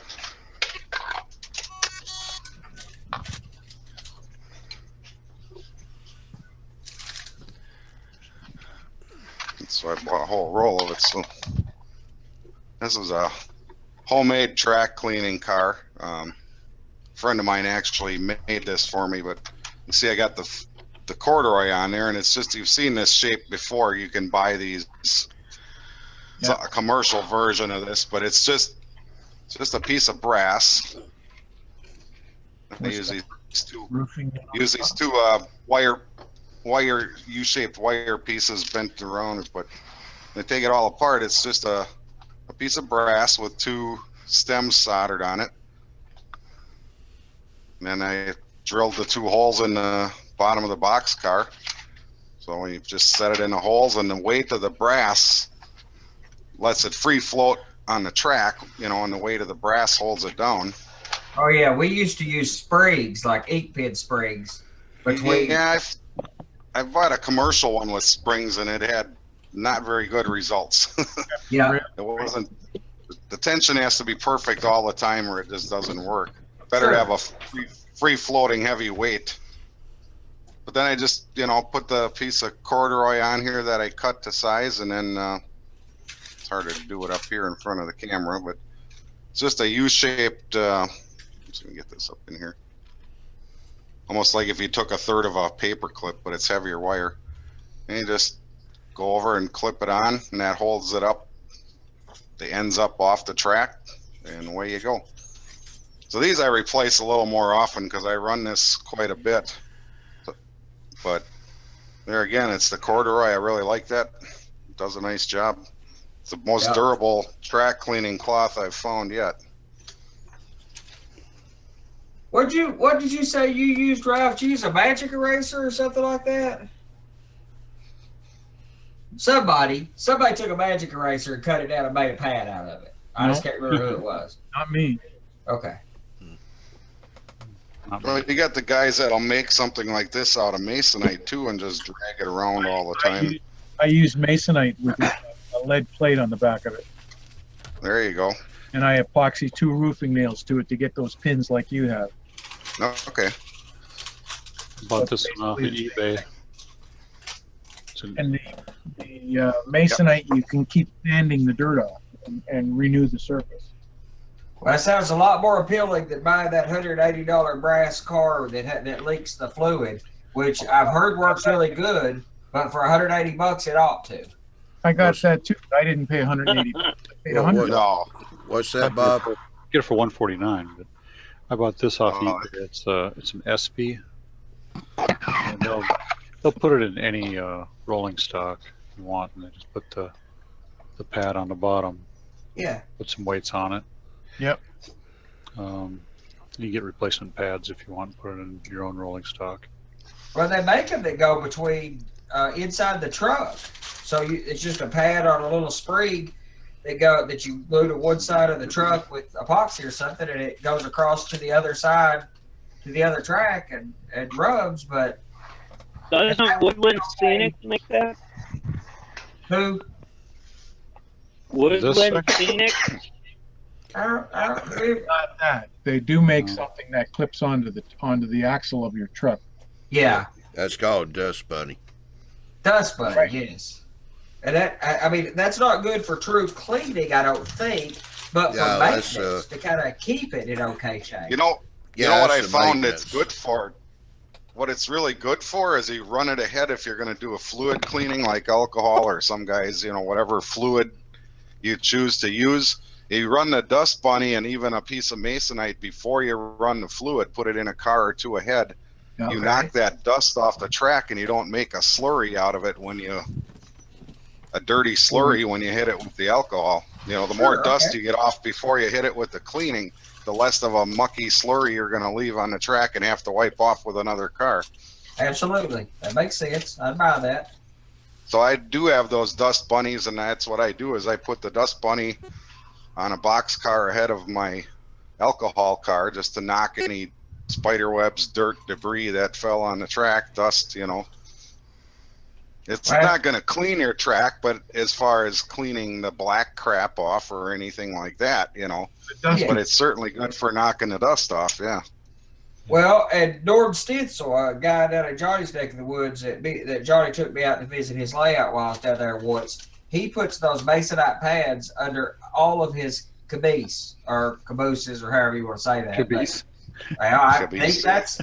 think that's the right way to say it, but I this is not an English class, so we'll argue that tomorrow. So that- gooses and geeses, huh? Cabooses I and think it's geeses. caboose. and mooses and nieces, right? I don't know, man. Some railroads said caboose, some railroads said cabooses, but it's Some guys insist on way car.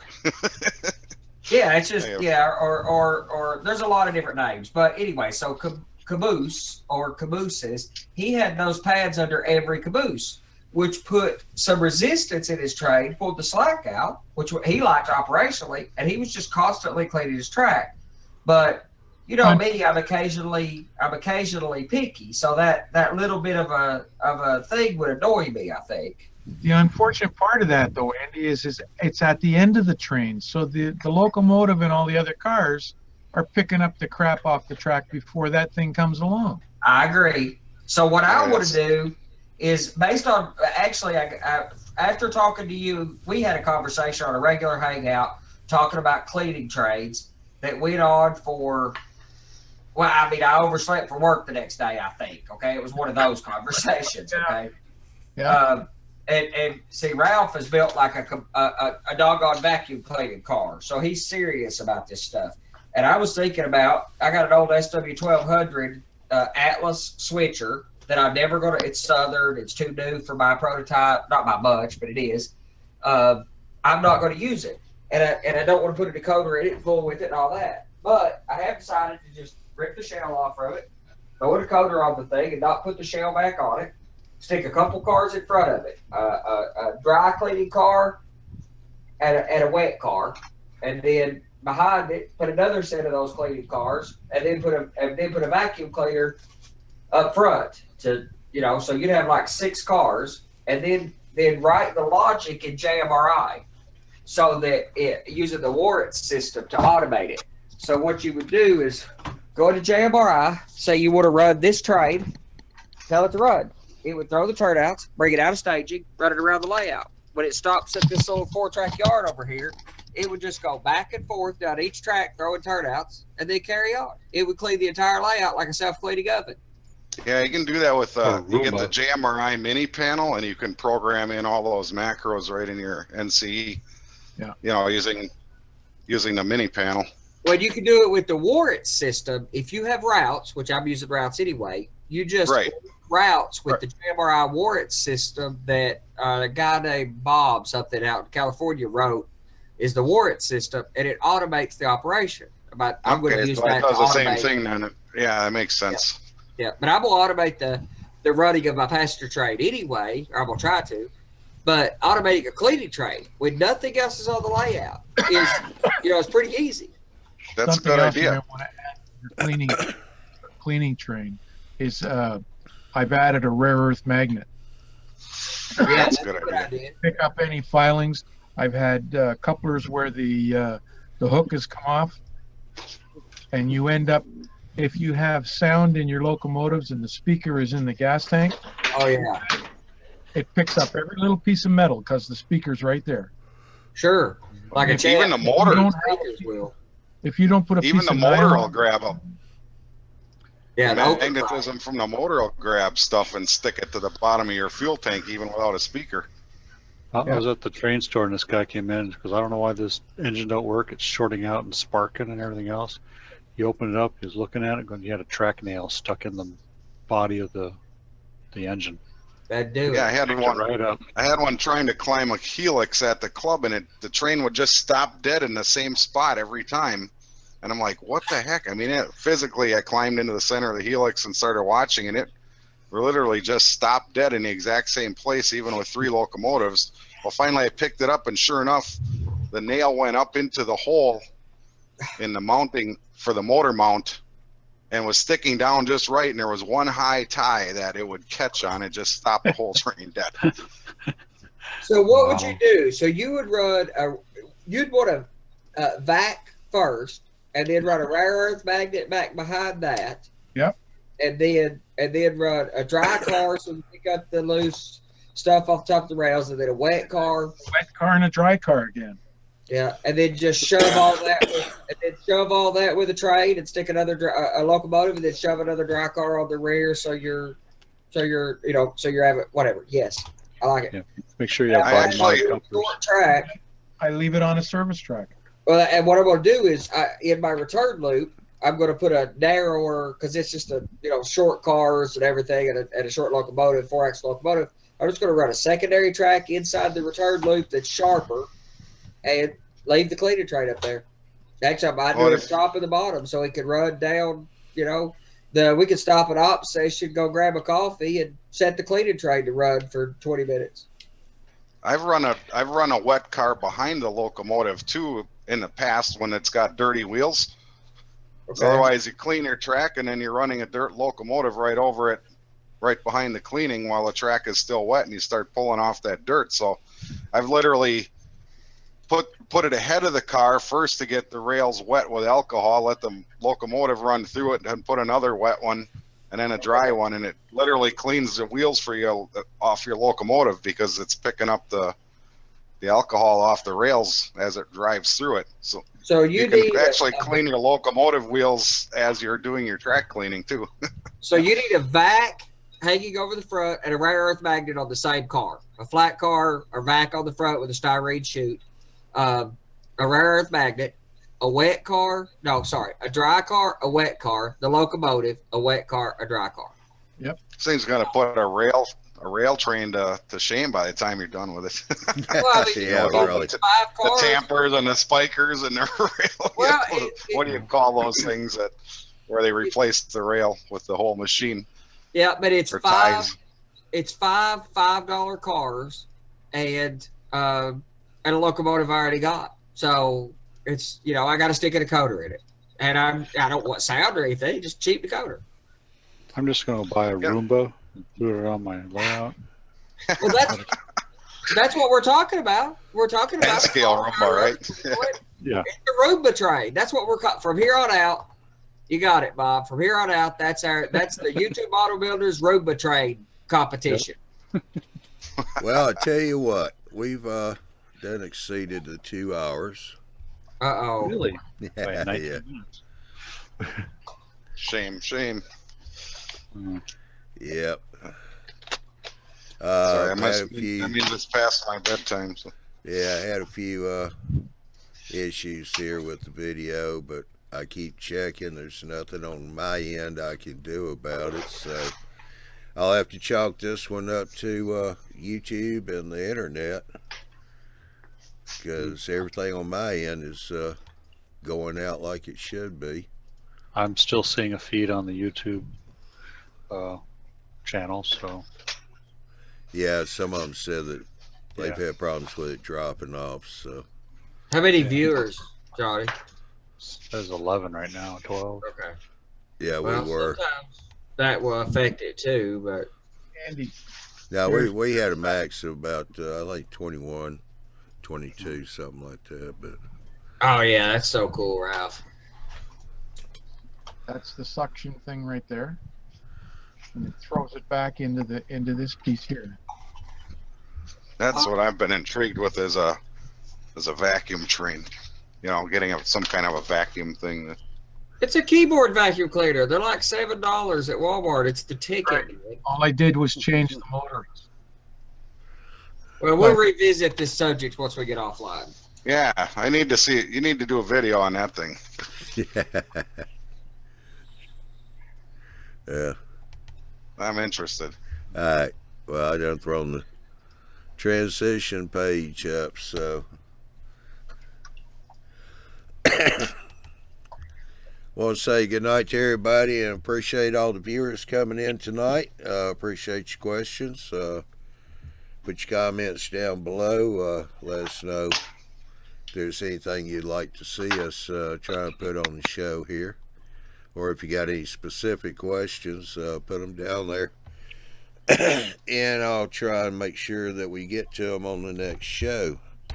So, want to say keep checking in on YouTubeModelBuilders.com website for all the latest news and info on the Tuesday presentations, the eMag, and the live show schedules. The live show is once every month. That's the third Saturday of the month. The eMag is bi-monthly. Comes out every other month. We just had one come out, I think it's been about 3 weeks now. JD and his crew have nailed it again. That was a really good issue.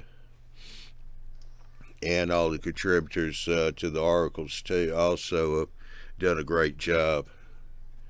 But the Tuesday presentations now are twice a month, second Tuesday and the fourth Tuesday of the month. Thursdays are every week, as you know. You go to the website, sign up for the eMag. That way you'll get notifications when it comes out. It's a PDF file. Download it. Pretty much read it wherever you got an electronic device with you. You can read it anywhere. It's some good reading. All our shows are at 8 o'clock Central Time, 9 o'clock Eastern Time. 9 o'clock. 9 o'clock Central Time, 10 o'clock Eastern Time. And so you check your time zone, make sure that you don't miss the show if you want to watch it live. If you're unable to watch the show live, that's not a problem either, because we do record these shows and they're posted on the YouTube Model Builders YouTube channel. We have playlists for each one of the shows, Tuesday, Thursday, and the Saturday live show. Any special shows we do, we have a playlist for that also. So I want to say thank you for participating in tonight's show. I want to say thank you to everybody on the panel. Appreciate you coming and being here. We've had another good night of conversation. So with that said, everybody have a good weekend. And we'll see you, let's see. We got the Barry and Mike tech show coming up next Tuesday. And if memory serves me, I think that's going to be on the Arduino. Yeah, introduction to the Arduino. Yes, sir. On what its possibilities are in mile railroading. So be sure to tune in on that one. That should be a really good show too. All right, have a good night. We'll see you on Tuesday night. Goodbye, everybody. Good night, Night, Johnny. Johnny.